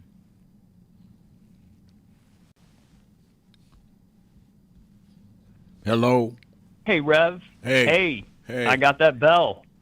All right. Rev, I want to agree with Brother Jihad that every show on cable, and especially I think we have to pay careful attention to all the shows on the internet, which is eclipsing cable, obviously, should be promoting the March on Washington if they're really about protecting democracy. Because, Rev, you know, far too many white men who claim to be Democrats, and they can be Jewish, they can be Gentile, whatever, but far too many white men and women who claim to speak for Democrats ignore the base of the Democratic Party, especially the largest base, which is black women, which is 93%, and the next largest base after that is Jewish women. And they don't seem to ever invite enough legislative leaders from either of those demographics onto their shows, and they seem to just have a Rolodex of the same white Democrats on repeat over and over, talking the same talking points that we've heard 1,000 times. And Rev, Brother Jihad, one of his favorite mayors in the country, has a massive digital footprint and immense influence. And he's worshipped by the biggest far-left influencers. But so far, I've been scrolling through various accounts of his across the internet, and so far, radio silence from him on this March on Washington, as well as from some of those equally massive leftist members of Congress and the Senate who are joining the march. These are individuals whose entire agenda, Rev, is supposedly supporting the working class, often, as I just stated, to the exclusion of race matters. But, you know, only one of them attended the March on Wall Street last year, and even though that same one that attended the march attended it and spoke at it, that same politician didn't once promote the march where it matters most, on social media, Rev. I have a friend in New York City, quickly becoming a former friend, who has an almost frightening devotion to one of these politicians, or a couple of these politicians. And what has been most alarming, Rev, to notice in this friend over the past year or two, is that her increasingly, I hate to say it, right, because I sound like a broken record, but it's an increasingly anti-Jewish rhetoric. And she'll claim that it's not anti-Jewish, that it's just anti-Israel or anti-Zionist. But, Rev, it's rhetoric that far too often blurs into terms like Jewish influence or Jewish money or Jewish donors. So, in conclusion, I want to give major props to leader Hakeem Jeffries, who has been drawing this line for years. In 2021, he tweeted, "There will never be a moment where I bend the knee to hard-left democratic socialism." And over the weekend on Meet the Press, he says flatly, "I don't support the DSA's agenda." DSA's membership, as I've said, Rev, and I'm sure you know, is between 85 to 65% white. And we're not talking about Iowa or Kansas, but in the most diverse metropoles in the United States. The tiniest demographic of DSA membership is black Americans. So if DSA isn't a MAGA plant, Rev, I got to say, they sure quack like one. Thank you, Rev, for taking my call. So you think, let me ask you, let me push you on the last part of what you said. You Go think ahead. they are a MAGA plant, that MAGA really set up this group? You know, to me, Rev, it doesn't matter if MAGA set it up. I know MAGA didn't set it up because it's been around for 40 years. Okay. But if MAGA didn't set it up, I would say this. The Nation magazine printed an article written by one of its co-founders on October 23rd, 2023. And the guy's name is he's a professor at one of the big, specialty liberal arts colleges. I can't remember which school, but his name is Maurice Eiserman, and it was published in The Nation. And the name of the article is "Why I Just Quit DSA." And he said the reason is because of its overwhelmingly illiberal, anti-American agenda, which is aligned with Russia and China, and its overt, what he said was out-of-control anti-Semitism. So for those listeners who haven't seen that article, and Rev, the saddest thing about that article is he put that out in The Nation magazine, the voice of the left, and it was like a weak fart in a whirlwind. Nobody paid attention to it. Nobody invited him on to share his insights on any of the cable news shows. And, it bears reading because that's what he, as a co-founder of this organization, saw happen to the organization he built and had to quit. So anyway, Rev, bless you. Thank you for this sacred show. All right. Thank you for your call. Let me go to Ray in Cincinnati, Ohio. Ray. Yes, sir. Thanks for taking my call, Rev. Rev, I want to go in a different direction. But before I do that, I want to comment on Jihad. He had mentioned about, I think it was black people, how they were let go by Trump and how many of them that they can get to the march. Well, I want to raise him using a playing cards metaphor. I want to raise him hundreds of thousands of white people, hundreds of thousands of Latino people. How many of them can we get to the march? So I just don't want to focus on black folks. It takes everybody. We got to get this people out of office. But Red, let me say this: changing direction. Donald Trump, he has punked. Now you let me know if I'm wrong. He has punked every CEO of most of the Fortune 500 companies who have made their billions long before Trump ever became president.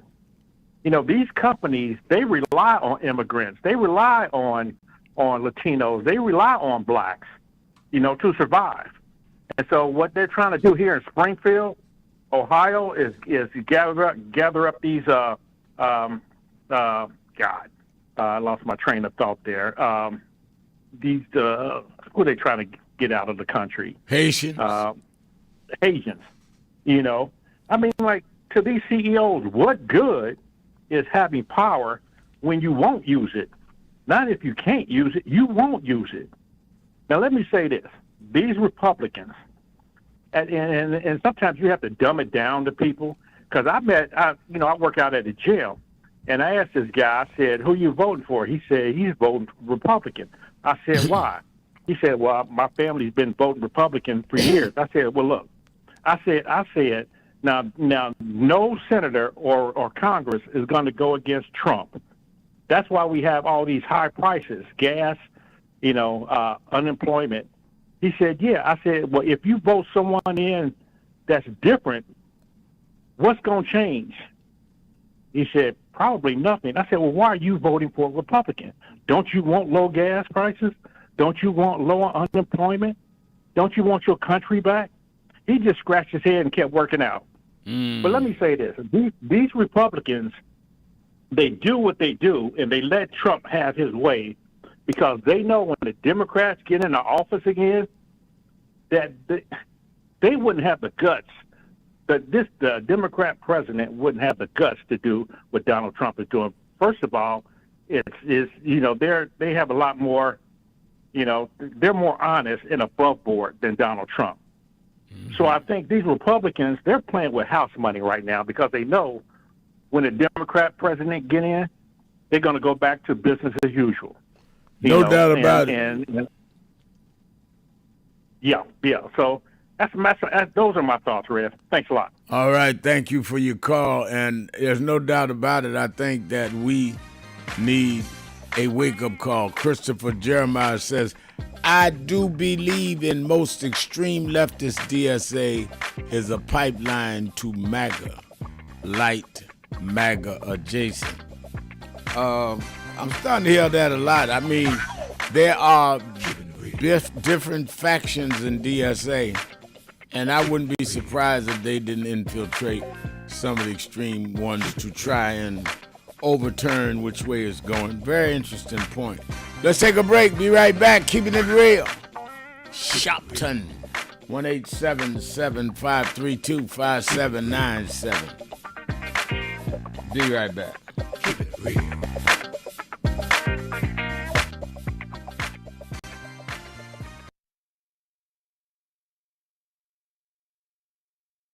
Thank you for joining us for Weekdays Live with Reverend Al Sharpton. Take the time to share this broadcast right now. Tell your friends it's time to keep it real with Reverend Al. Comment your questions now in the chat or call Reverend Al Sharpton directly on air at 877-532-5797. Now stay tuned for Reverend Al.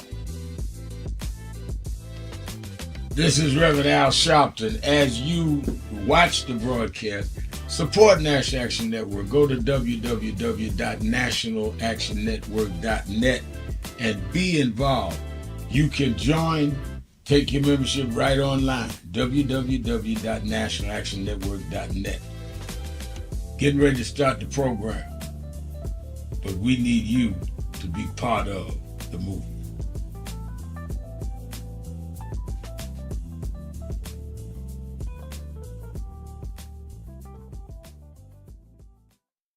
So who is Al Sharpton anyway? Who is this 33-year-old preacher without a church? A number of black New Yorkers as well. He is little more than a pudgy exhibitionist who can be counted on to show up, bullhorn in hand, at every racial incident.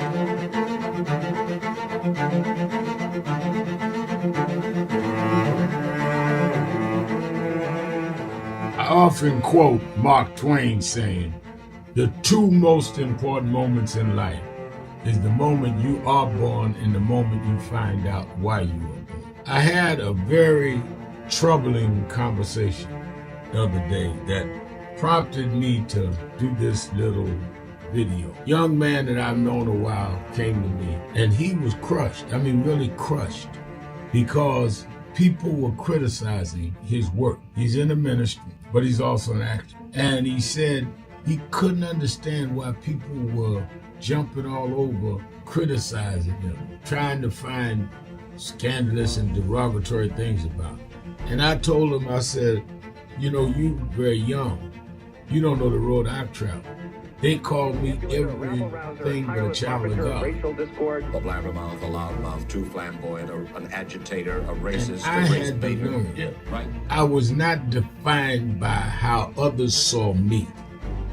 I was defined by how I saw myself and whether I was being true to myself. Some of you watching this don't like me.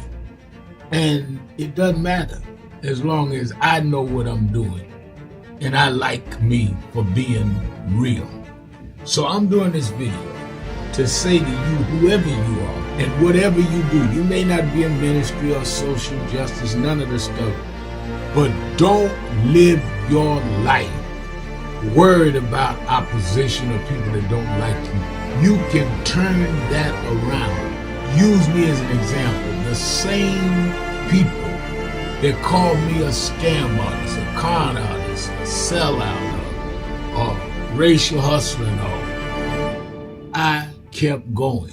And the people I respected started respecting and publicly embracing my work.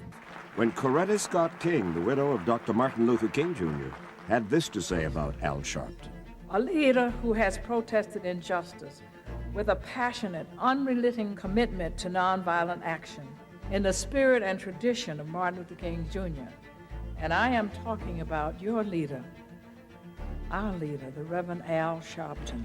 The other thing that hasn't changed is the National Action Network's commitment to fight injustice and inequality here in New York City and across America. And that's not only a testament to Reverend Sharpton, it's a testament to all of you who are here tonight. First and foremost, to Reverend Sharpton. I saw him when he first came on the scene, and I have marveled at his tenacity, at the development of his intellect, and his devotion to our movement, and much he has contributed to the world we are experiencing. I am honored, and I must say that when I had my debate with Dr. King on the issue of the church and religion, he didn't warn me that after his departure, his space would be filled by another preacher, and that preacher would be Al Sharpton. All you want in life is people that matter to you to say you did all right. And more important, that you can look in the mirror and say you did all right. Thank you, Rev. Thanks for that introduction. Look, we've known each other for a long time. I'm grateful not only for your leadership and partnership, but quite frankly, more importantly, for your friendship. And thanks to all of you, members of our nation's most important civil rights organization. You have been, over all of your years, such an extraordinary leader. You are a voice of truth, a voice of conscience, a voice of practicality around what we must address and what we can do. And I thank you so much for your friendship.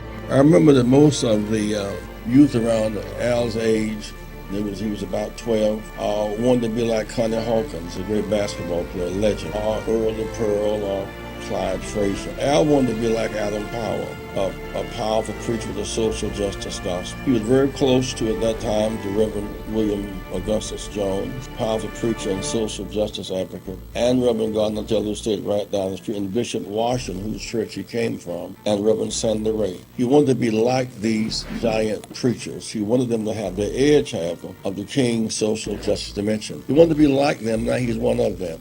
Perhaps taller than most of them because of the risks he has taken and the reward God has given him with his gift. I remember so well that first escorted him to jail. He was around 13 years old, with the jail fighting the ANP. He was in the lineage of our struggle. He grew up in it. We didn't just see him on TV one night. He didn't happen. He came bottom up, not top down.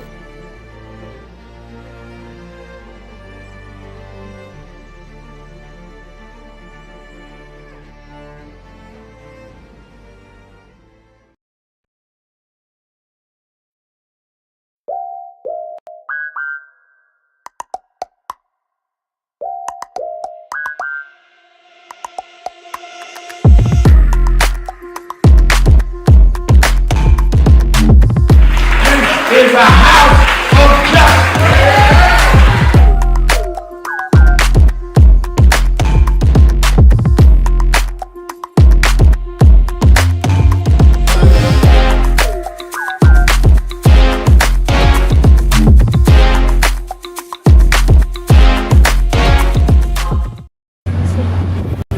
Such in itself, the millions to billions, gives a sense of value.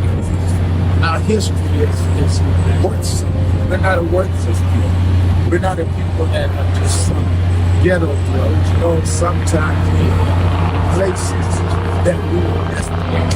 And this one shows us that we are.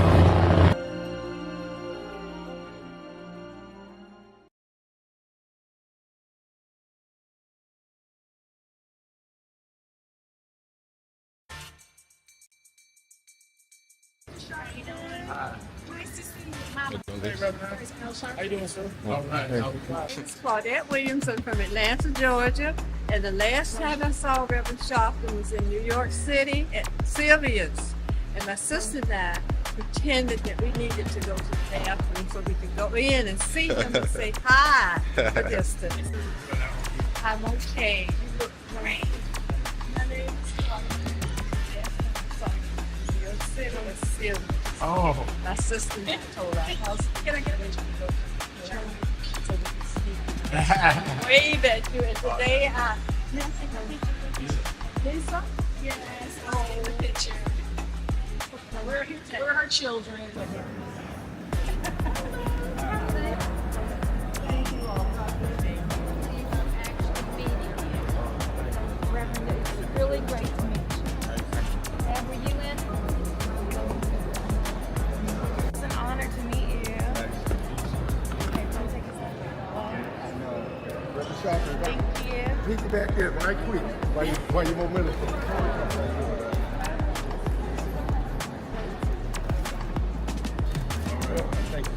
One more, please. My name is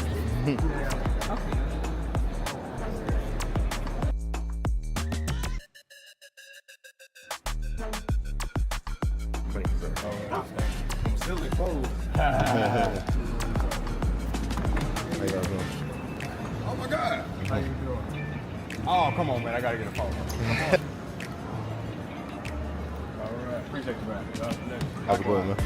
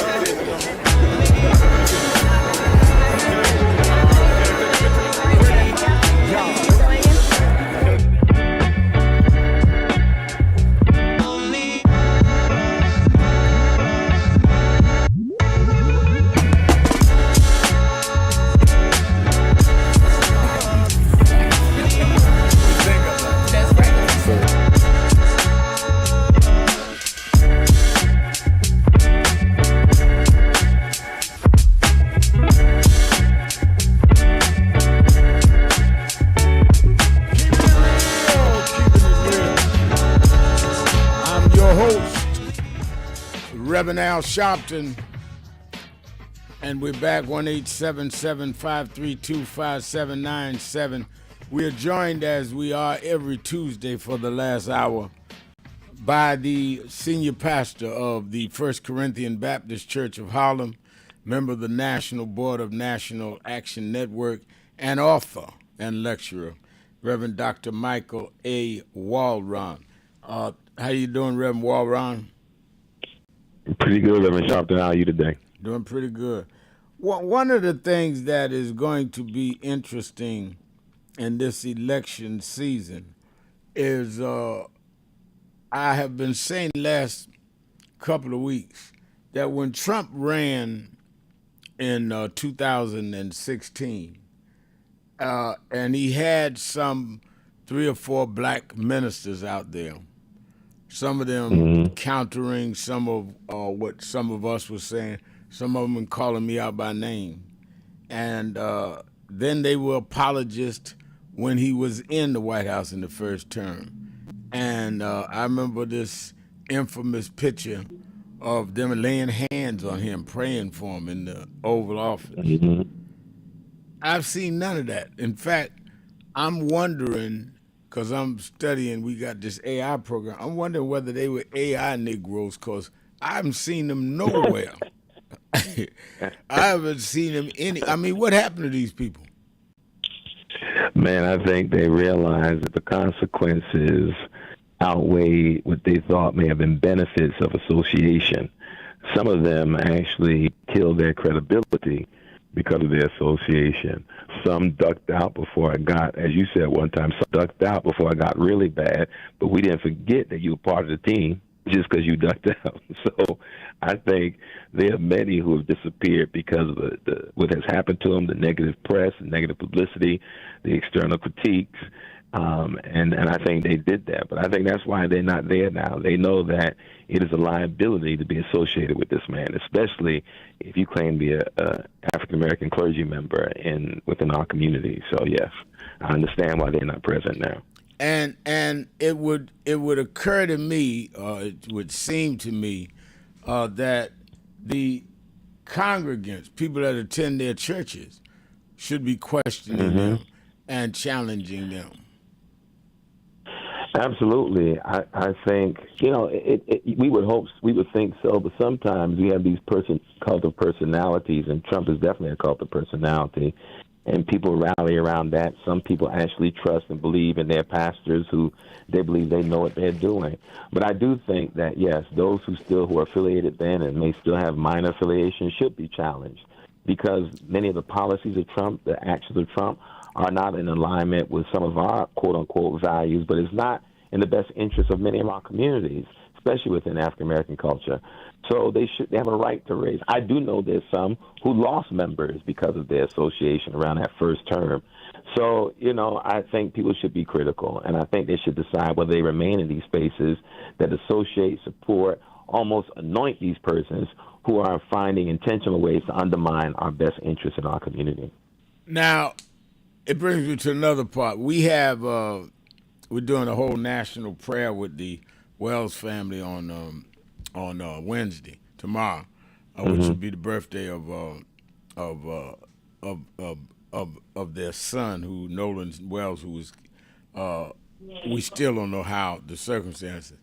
And one of the things that I've tried to do, we get a lot of the ministers on to just have prayer with them, and the whole battle of traditional church and new kinds of ministries has always been some kind of tension, but I saw a lot of it in just making some calls.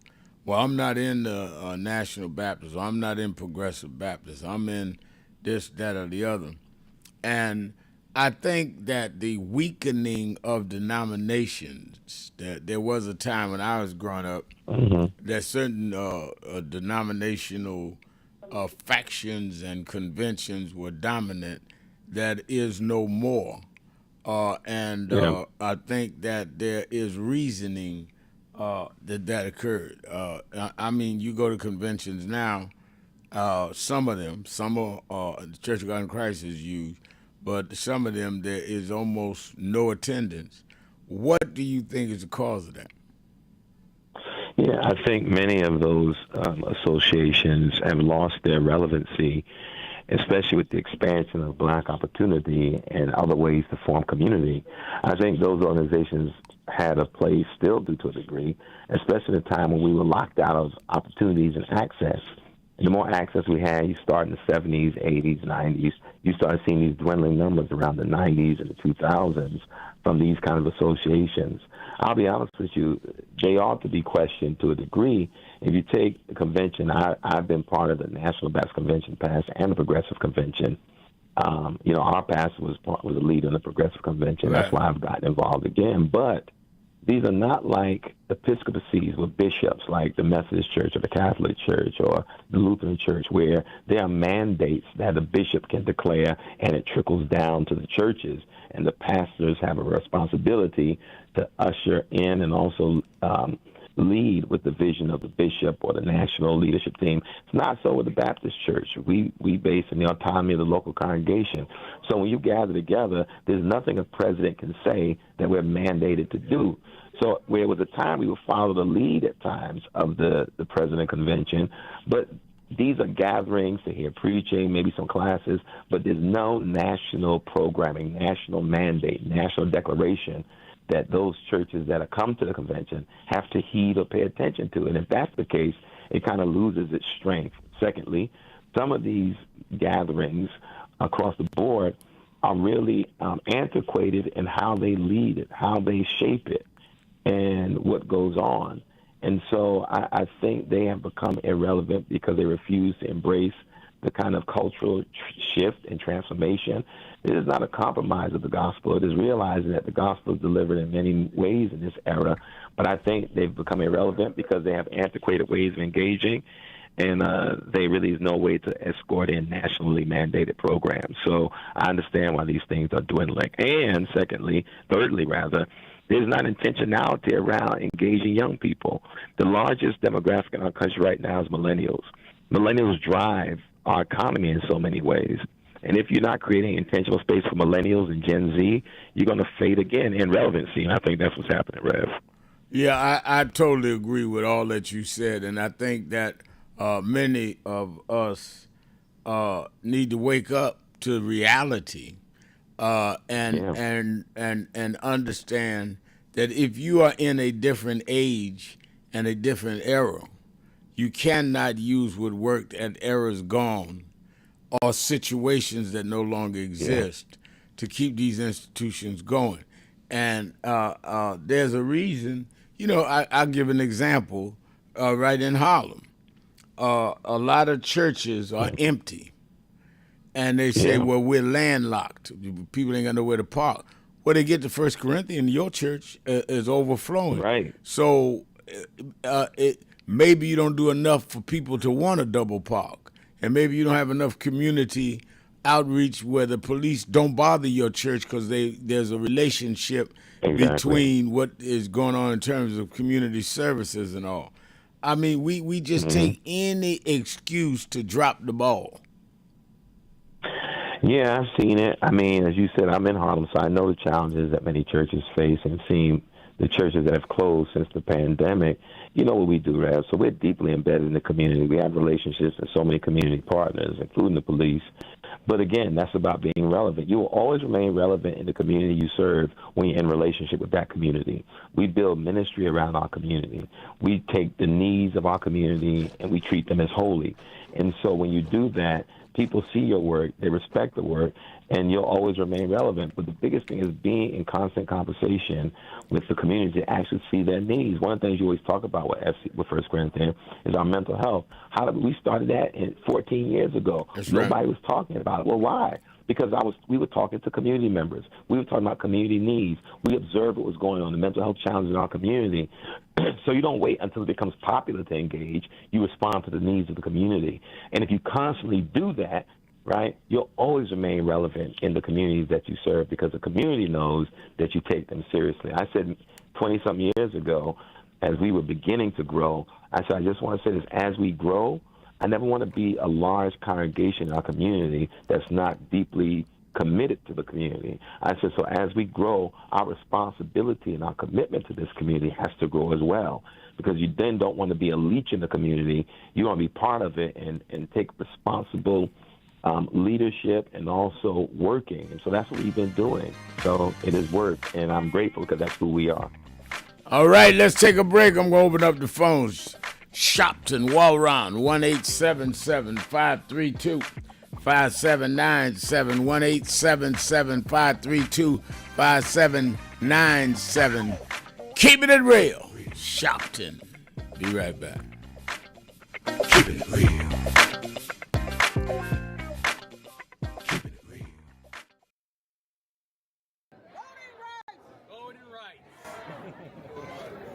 Everyone look here. Say it again, Miss Pearl. Voting rights. Voting rights. One more time, Miss Pearl. Voting rights. There we go. Voting rights. Voting rights. Voting rights. Voting rights. Voting rights.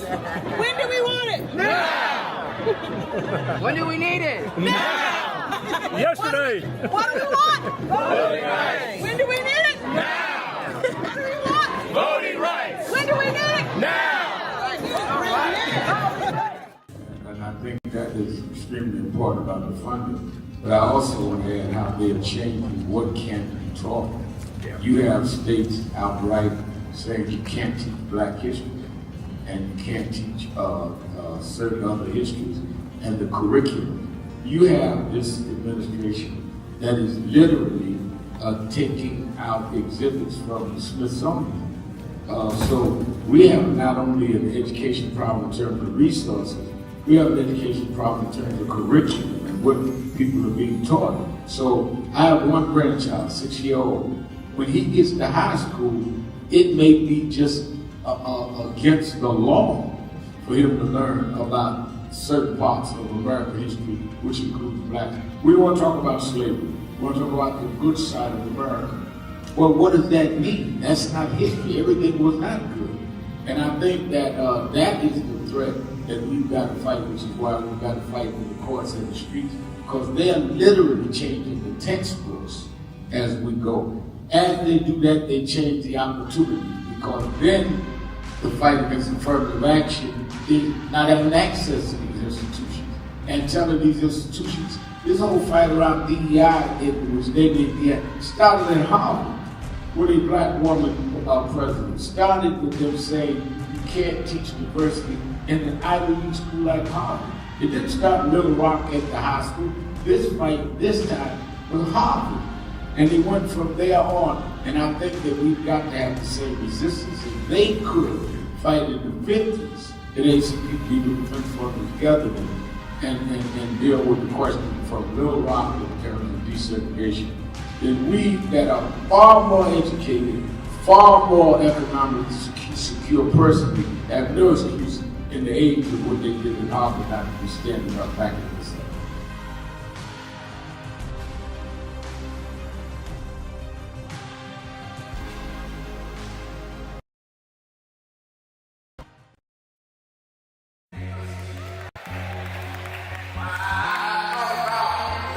Look at everything. I went a couple of nights to go to the Knicks game. They lost. Last night I said I'm not even going down there. I'm going to go to bed. I got to fly to Hampton on to Chicago. And by halftime I said, man, they ain't going to win this game. They down 29 points.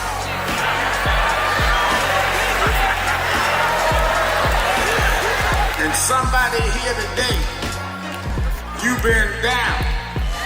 They counted you out. People say there's no way you come back.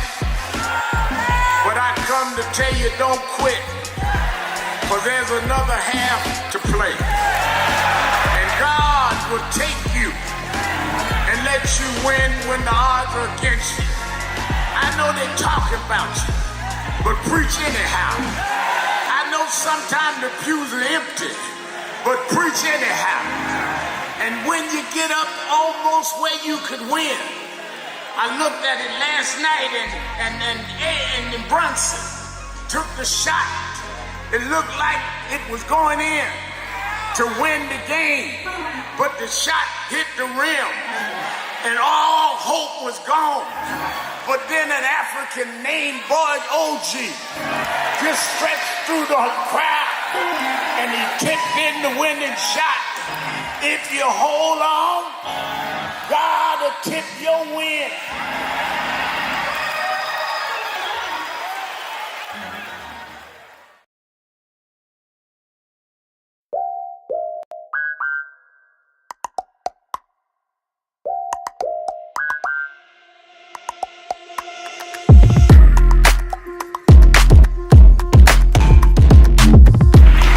This is a house of justice.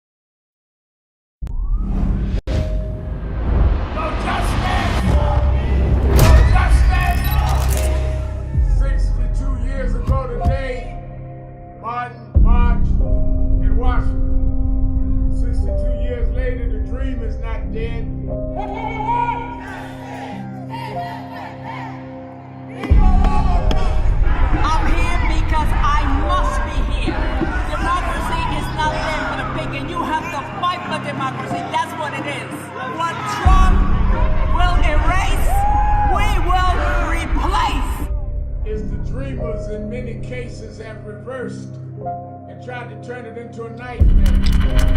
We come to Wall Street rather than Washington this year to let them know you can try to turn back the clock, but you can't turn back time.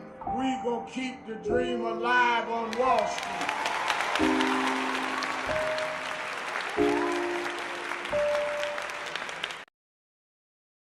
Many people cannot focus because they have not really come to terms with their calling and life purpose. In order to focus, you must also be clear on what you're focusing on. So if you're not clear on your purpose, if you're not clear on your life's calling, then focus on seeking that. Because if you just read the ways and roads you traveled that you didn't even choose, that were sort of just laid out for you by God, in that it's telling you, speaking to you about what your purpose is and what you were born to do and be. I learned the things that I didn't plan had to be planned by God, and God's plan was directed toward God's purpose in my life. And I focus on that. Not focus on what others do, not focus on how well they're doing or bad they're doing, but focus on whether I'm in line and aligned with what I'm supposed to be about. And in order to move straight ahead, you have to be focused on the path you're running on.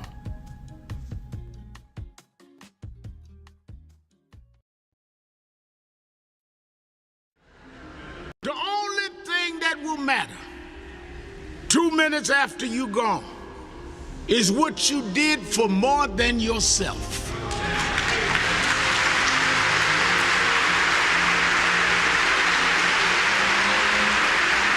Think about this. Think about if today is your last day. If this is your last service, what can they say about me? And if you're not satisfied with your own answer, you should leave here today working on yourself and building on what you need to build. Because God is here, He's available to you if you but use what He's giving you to be more than self-indulgent. Now I know many of us come with reasons we won't step out. But I come to tell you that's why God is here. God takes the ones that are the least likely and gets the most done. As I have seen in my life, people that were the unexpected and rejected are the ones that end up the greatest. So don't let whatever mistakes or whatever things that may be in your past hold you back. God is not trapped in your past. Keeping it real. I'm your host, God is there for you. Reverend Al Sharpton, and we're back. 1-877-532-5797, 1-877-532-5797, or you can go to the message board at www.nationalactionnetwork.net. And Bruce Turner's on the message board saying no other elected officials are talking about mental health. Supporting your statement, Dr. Walron. I think that, the whole underlying issue in the funeral I did last Friday in Wisconsin was they say that this young man, Colin Ruiz, had a mental health problem, say he had a knife, and they just shot and killed him. And I raised that at the funeral, that police, first of all, they know how to operate with people with mental health problems in other communities. And that's why I came in and accepted the invitation of family, and Nan's going to be involved. But the reality is, and I thought about it, and I thought about the work that 1 Corinthians and you do, when I was flying back home. The reality is that too many of us are not dealing with it in our community. Yeah, they know how to operate with mental health in the white community. We are in denial and will not support the services, Dr. Warren. And there are not enough churches that are sounding the alarm and also taking up the challenge and seeking to respond to it. And we know for a myriad of reasons. There are people who still don't believe in mental health issues. They use the language of demons or possessed, which is language they don't use with people who have physical challenges. But when they have emotional or mental challenges, all of a sudden it's a demon. So I think part of what it takes to destigmatize the issues is for more clergy to talk about it, more, because churches in many of our communities are still trusted institutions. Right. And if the pastors talk about it, people will then realize, oh, this is an issue. So that's how we addressed it 14 years ago. I started talking about mental health issues from the pulpit. I talked about some of my personal challenges. And then we started training people as mental health first responders. And it became part of the narrative in the life of our community. And so people talk about mental health, they talk about therapy. We don't undermine the power of God and the presence of Jesus. But as you know, people say, which is true, you can believe in Jesus and have a therapist.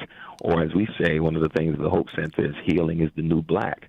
You know, make it part of who we are as a people to be healed, and not just physically, but emotionally, mentally. We know we still carry the scars and damage of psychological slavery, maybe not shadow slavery, but psychological slavery. And sometimes that healing takes place with the aid of people that God uses in terms of therapists. If we believe that God can use doctors to treat our physical issues, we have to believe that God uses same doctors, psychiatrists, therapists, psychologists to deal with the mental and emotional well-being of people. And so we got to get to a point again, Rev, where it becomes part of our common narrative and more churches sound the alarm and get involved in the issue and the fight. Now, I'm glad you raised that about therapy. Explain to people what is the need and what is the function of therapy? Because a lot of people have kind of stereotyped therapy, so people kind of stay away from it because they feel to go to a therapist is to commit or admit that they are, not well or crazy. Mm-hmm. When that is not what therapy is designed for. No, I think it's language. I think for years we would hear, and even me as a young man, hearing that to go to therapy means you're crazy, or you have schizophrenic, or the things we often hear. And that's not the case. We have to expand what mental health wellness means. Depression is a form of mental health challenge. Anxiety, panic attacks, you can go on and on, are part of mental health challenges. And as I said before, we have to get to the point where we don't judge those kinds. It's like judging people for being emotionally imbalanced at times, critiquing them, saying something is wrong, using language to blame them that we wouldn't use with somebody who walked into the emergency room with a broken arm or sprained knee or some other or heart disease or high cholesterol. You call it. We don't stigmatize people for that, and we don't critique them for going to see a doctor. We think it's actually smart to do so. So how is it we think it's smart to tend to our physical needs but not to our mental and emotional needs? And so, again, I think people have to get out of the stigma attached to it, that if you deal with anxiety, that doesn't mean you're crazy. It means something is going on, some trauma, some wound that is rearing its ugly head at certain times. I remember, Rev, when, and you came to see me after my stroke in 2018, and it actually took place while I was driving, and then when I got to the church, it really kicked in when I had the stroke. And what happened is I hadn't driven a car, Rev, for about 9 months. Right. And not thinking, I had to take my wife then to the airport, LaGuardia. And so she drove there, but I drove back. The first time I drove myself, not thinking, Rev, that the first time I drove by myself after 9 months was driving back across the RFK Bridge where my stroke started. Wow. And I wasn't thinking about it. But as soon as I got on that bridge, Rev, I started, my breathing changed, my heart was beating, my hands stiffened up. Wow. I didn't know what was going on. And it was a panic attack. I never had a panic attack in my life, but it was connected to the trauma of that stroke and where it took place. And that didn't mean I was crazy. My trauma was real. My wounds were real. So that means that my reaction to revisiting a traumatic place were real. And I remember talking to the therapist about it, and it helped me understand what was going on. But that doesn't mean I'm crazy. That means I'm committed to my mental and emotional wellness to understand what happened to me. And a lot of people experience that and say nothing. A lot of people experience depression and say nothing. But we want to change that. You don't have to worry about being stigmatized or looked upon as crazy when you see a therapist. We just got to change the narrative and change our language. Again, if we don't tell somebody who goes to the emergency room with a broken arm they're crazy, don't tell someone who goes see a therapist who has some deep-seated trauma and wounds that they're crazy. And a lot of people that have these kinds of episodes like you went through on the RFK bridge don't understand why they're having it unless they get some help. Because you'll, as you said, you'll start saying it's something else. A demon jumped on me or something.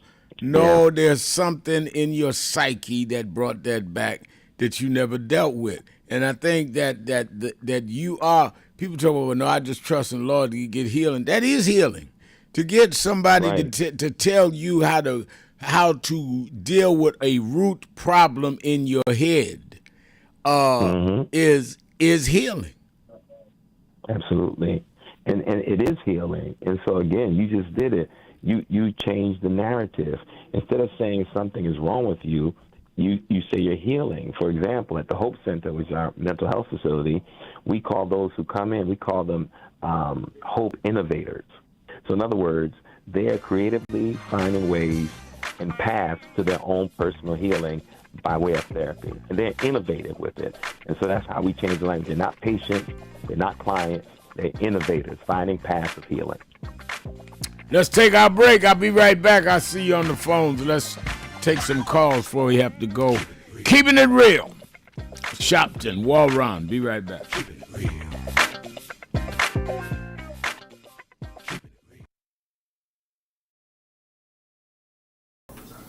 Well, thank you, President Dr. Kimber, and to all of you on the board. I wanted to personally make this appeal from National Action Network and Martin Luther King III and Andrea Waters King, that we've been moving around the country organizing to deal with the question of redistricting when they have used the Supreme Court now to redraw lines that will in many ways break up majority black voting districts. It means that they dilute the strength of our community. It will cost probably 19 members of the Congressional Black Caucus. But as important, if not more important, it will not address the needs of those constituents because they don't have a block vote to say we're going to put in somebody that wants to do what is right for us or not. And that does not necessarily all the time mean a black person, but it gives them power. In Memphis, Tennessee, the majority black district congressman supported and reelected several times by the blacks there was a white man named Cohen. So we see this as an undoing of the Voting Rights Act of 65 and the Civil Rights Act of 64. So on August 28th, we've asked people from around the country to join us in Washington, D.C. for a mass march. We've had some marches and rallies in Mississippi, some in Montgomery and Selma, but we need a national march led by the clergy, led by the faith leaders, like it was in the 60s, that will say it is a moral outrage that we would, in a time like this, disenfranchise wholesale black voters by repealing the Section 2 of the Voting Rights Act and by turning the time back. We've heard from a lot of groups, but we need this to be church-led. National Action Network is appealing to you, the president. Reverend Dr. Boise Kimber has been on our board for years and knows this well, and the many of you that are on the board. But we need to send a national message in a peaceful, nonviolent gathering led by the clergy, along with Dr. King's son, along with his daughter-in-law, and along with other leaders. But it's time to dramatize it. We see the No Kings March. We see everybody out there rallying. Where's our voice when we're the ones being disenfranchised? We're the ones being attacked. And I think that if we would stand up, the people will step up because the people understand the gravity of the hour. And I think that we are called upon at this point in history to do what those leaders of the black church did before our time and in our childhood. So I thank you, President Kimball, for giving me an opportunity to make the appeal to the board itself. You have the information. We're going to have buses from all over the country. Those churches that have buses, we give information. Those that don't, we're willing to help supply them. But we need to show a big number right in the nation's capital. History should not say they stripped us of everything and there was not a national response led by the black church. Thank you very much for these few minutes.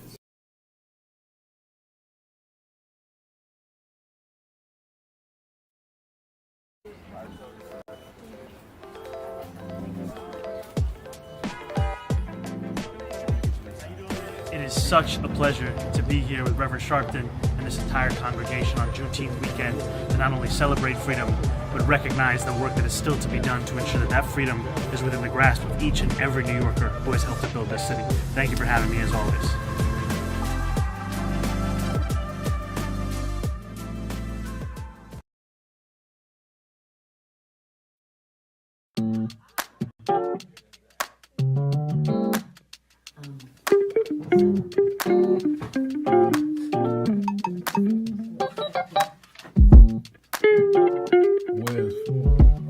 I see I'm in today's New York Times word puzzle,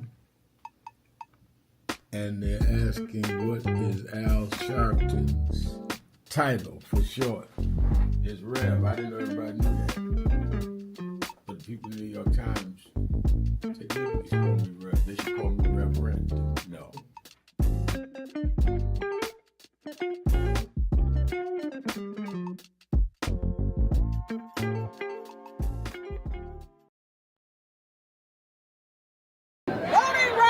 Voting rights.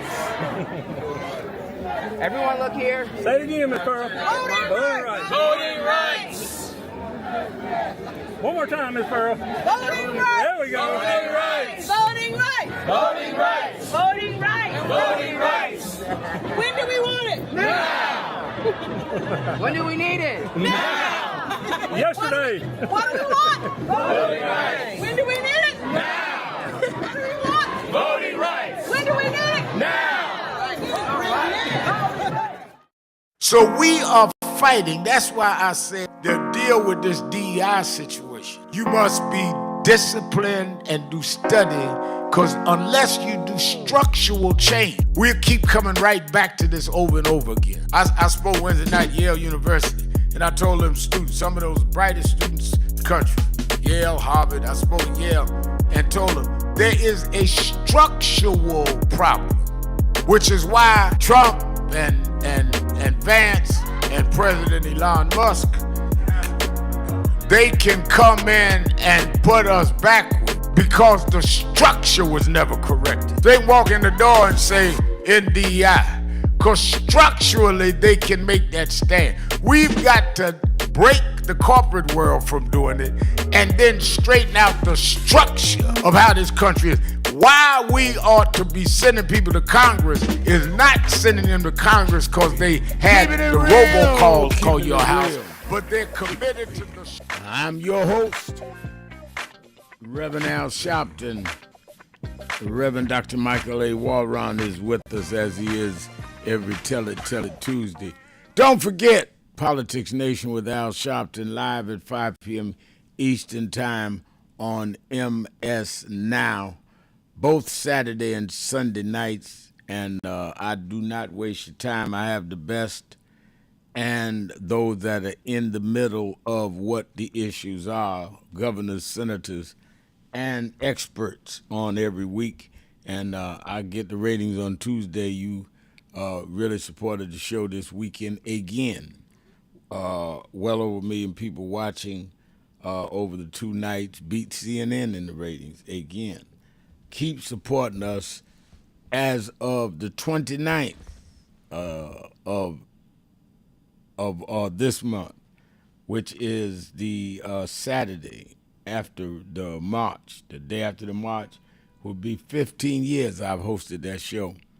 And to my surprise, someone was showing me at NABJ that I'm the longest lasting black cable television host in the history of cable. And as I thought about it, I knew this one and that one had a show with it, but none of them lasted. And I'm the one they said wouldn't last a month and a half. He had no broadcast training. Why they giving Al Sharpton a show? Well, 15 years later, most of the critics in the newspapers are retired or fired. I'm going to celebrate 15 years day after the march. Watch Politics Nation every Saturday and Sunday, 5 p.m. Eastern Time. Let's keep getting the message out there. Let's keep getting our point of view out there by supporting the show. You that are in the New York, New Jersey, Connecticut corridor, meet me or beat me to the Saturday Action Rally at the new National Action Network House of Justice at 6 Hancock Place, which is really 124th Street in Morningside, right in the center of Harlem. And we're there at 9 a.m. to 11 a.m. every Saturday. I'm there speaking, looking for you, shaking everybody's hand, communing, and getting ready for the fight. They have other activities all week, but I'm there every Saturday. I'm there sometime during the week as well. For you that are not in the New York area, you can watch it live on Impact Television, on nationalactionnetwork.net, on YouTube, YouTube/NAN, or on AME Zion Network. And lastly, if you've not signed up for the bus near you, whatever city you're in, or you have not arranged for trying to get a bus together, deadline is end of the day tomorrow. Do it right now. Call 1-877-626-4651, 1-877-626-4651, or you can go online and register right online at nationalactionnetwork.net. It's going to be a huge turnout. People are coming from everywhere. I was informed in staff briefing this morning that we have 7 buses coming from Texas alone. And it's going to take them a day to get there and a day to go back, but they want to be there to stand up, to defend the vote, and send this message so that we can also then get instruction. We're not just going to have a march and talk about what happened in the day. We're going to talk about what is happening now and give people their assignments going back to their respective cities and states to energize for the midterm elections. And we've got so many people coming, the leaders of many civil rights organizations, Mark Morial, the Urban League, Derek Johnson of the NAACP, just Siobhan, Arlene Bailey of National Council of Negro Women. They'll be speaking. Hakeem Jeffries, as well as AOC, Alexandria Ocasio-Cortez, as well as Senator Bernie Sanders among those speaking. About half of the Black Caucus is already confirmed, Congressional Black Caucus. So, of course, join me with Martin Luther King III and Andrea Waters King as we partner Drum Major Institute and National Action Network. Make sure you checked in by today, because we're cutting it off tomorrow. Dr. Walron, what's going on at FCBC? Well, Rev, the summer's winding down. This Sunday is our last virtual service for the year, for the summer, and this Sunday, rather. And this Saturday is our Hope for Harlem, Rev. 7 years we've been doing this. It is like a block party, but with vendors, job opportunities. Everything is free. It's so much to name. And it is from 12 to 5 on this coming Saturday on 116th Street in Harlem between Adam Clayton Powell Boulevard and Frederick Douglass Boulevard, and everybody can come. It is absolutely free. And I got to shout out one of our partners, DC9, that you know well. Oh, yeah. Is one of our major partners with us in this. And so it is an amazing day of celebration, of love, fellowship, but also opportunity and also provisions for people in our community. We have a special section for our seniors, dedicated area, just where our seniors can gather and enjoy the day as well. So it's going to be an amazing day on Saturday, 116th between Adam Clayton Powell Boulevard, Frederick Douglass Boulevard, from 12 to 5. Rev. All right. Well, you know, we just bought the building near you. I might roll through there and surprise you myself. Come on. All Come right. on. Let's go to the phone. Let me try to get a couple of people before we have to go. Let me go to Brother Jacob in Philadelphia, WURD. Brother Jacob. Hey, peace be unto you. I'm gonna say Reverend Dr. Sharpton and Brother Dr. Warren. How y'all doing today? Doing good. Good. Good. Well, you know, y'all was talking about psychological stuff, right? And I'm gonna ask the question and listen. Do y'all see it as psychological when we have black people, in a way, supporting the leadership that showed us that black people, they don't even want us to vote. They're taking our vote. They're taking our jobs. They don't want to educate us, et cetera, et cetera. And we know about people like Tim Scott and Clarence Thomas. And, you know, remember when Kanye said that, well, now we got Stephen A. Smith. What do y'all think about that? Because Kanye said President Bush don't care about black people. We got a president that don't care about Americans, period. He don't just care about nobody. But what do y'all say about this thing, Stephen A. Smith now acting like he shining boots? I'll listen. Thank you. Yeah. Dr. Warren? Yeah.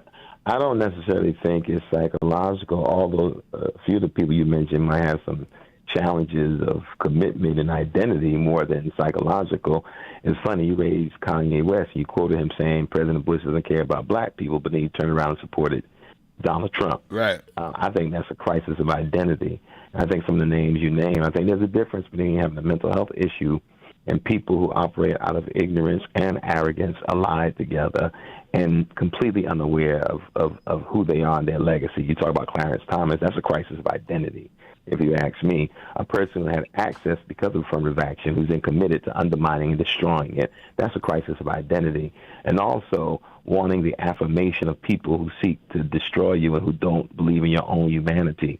And it was what happens when people live their life under the gaze of white supremacy, seeking affirmation and validation by those same persons. That's where a lot of those problems stem from, as well as, you know, money. There are a lot of people who get a lot of money to be a part or be a mouthpiece for a lot of these people, these conservatives who really want to do harm to the black community. Yeah, I think you hit it right on the head. A lot of it is a psychological need for acceptance and validation. Mm-hmm. Some people don't feel that they have enough validation, enough self-worth, that they need to be validated by people that they see as references of power and references of influence. So Trump invites you to the Oval Office. It validates you. You have nothing to say when you get in there. You've got no reason to be there. But the validation is in the optics. And any accomplished con man will know how to play on that. And I think that happened to some of us with Trump and some of the entertainers and athletes who always felt they were not that smart. If I get that validation, people are going to see me as more than a jock. And you need to deal with all of that. It was interesting in my journey, Dr. Warren, in 1981, when Reagan had just been elected in the 1980 election. In 81, they were getting ready to have some of the festivities, and I remember James Brown and Sammy Davis and all of them had made the mistake with Nixon, so they stayed away from from Reagan. So by the end of 81, around Christmas time, I was down in Augusta, Georgia with Mr. Brown. And I said, those Republicans, you ought to help us get the King holiday. And he tells the secretary, get the White House on the phone. And I said, yeah, right. And about 2 hours later, we went to lunch. We come back. And about 5 o'clock, the White House called him and said, President Reagan will hear what you got to say, Mr. Brown. Invited him to the White House on January 15th. It wasn't a holiday yet. And Brown took me with him. And we sat there and lobbied for the holiday. And Stevie Wonder and them had marched, and there were a lot of stuff going on. I say that to say, when you fast forward and Clinton went in, and then Obama went in, and Bush went in, and I was invited to the White House, I didn't need that for validation. I'd been there. I was more impressed I was there with the Godfather of Soul than I was meeting Ronald Reagan. So I watched people who was awestruck that they were there. And to me, I had gotten used to it. And a lot of life is what you have adjusted to or what you are accustomed to. Some men never can adjust to having a relationship with one person because you need the validation of different people telling you that you're a man. Because your real problem is your internal self-image. And I think that is why we need to have these kind of sessions with therapists and others to bring out what you're doing. It may not even change what you're doing, but at least you know why you're doing it and whether or not it's healthy for you.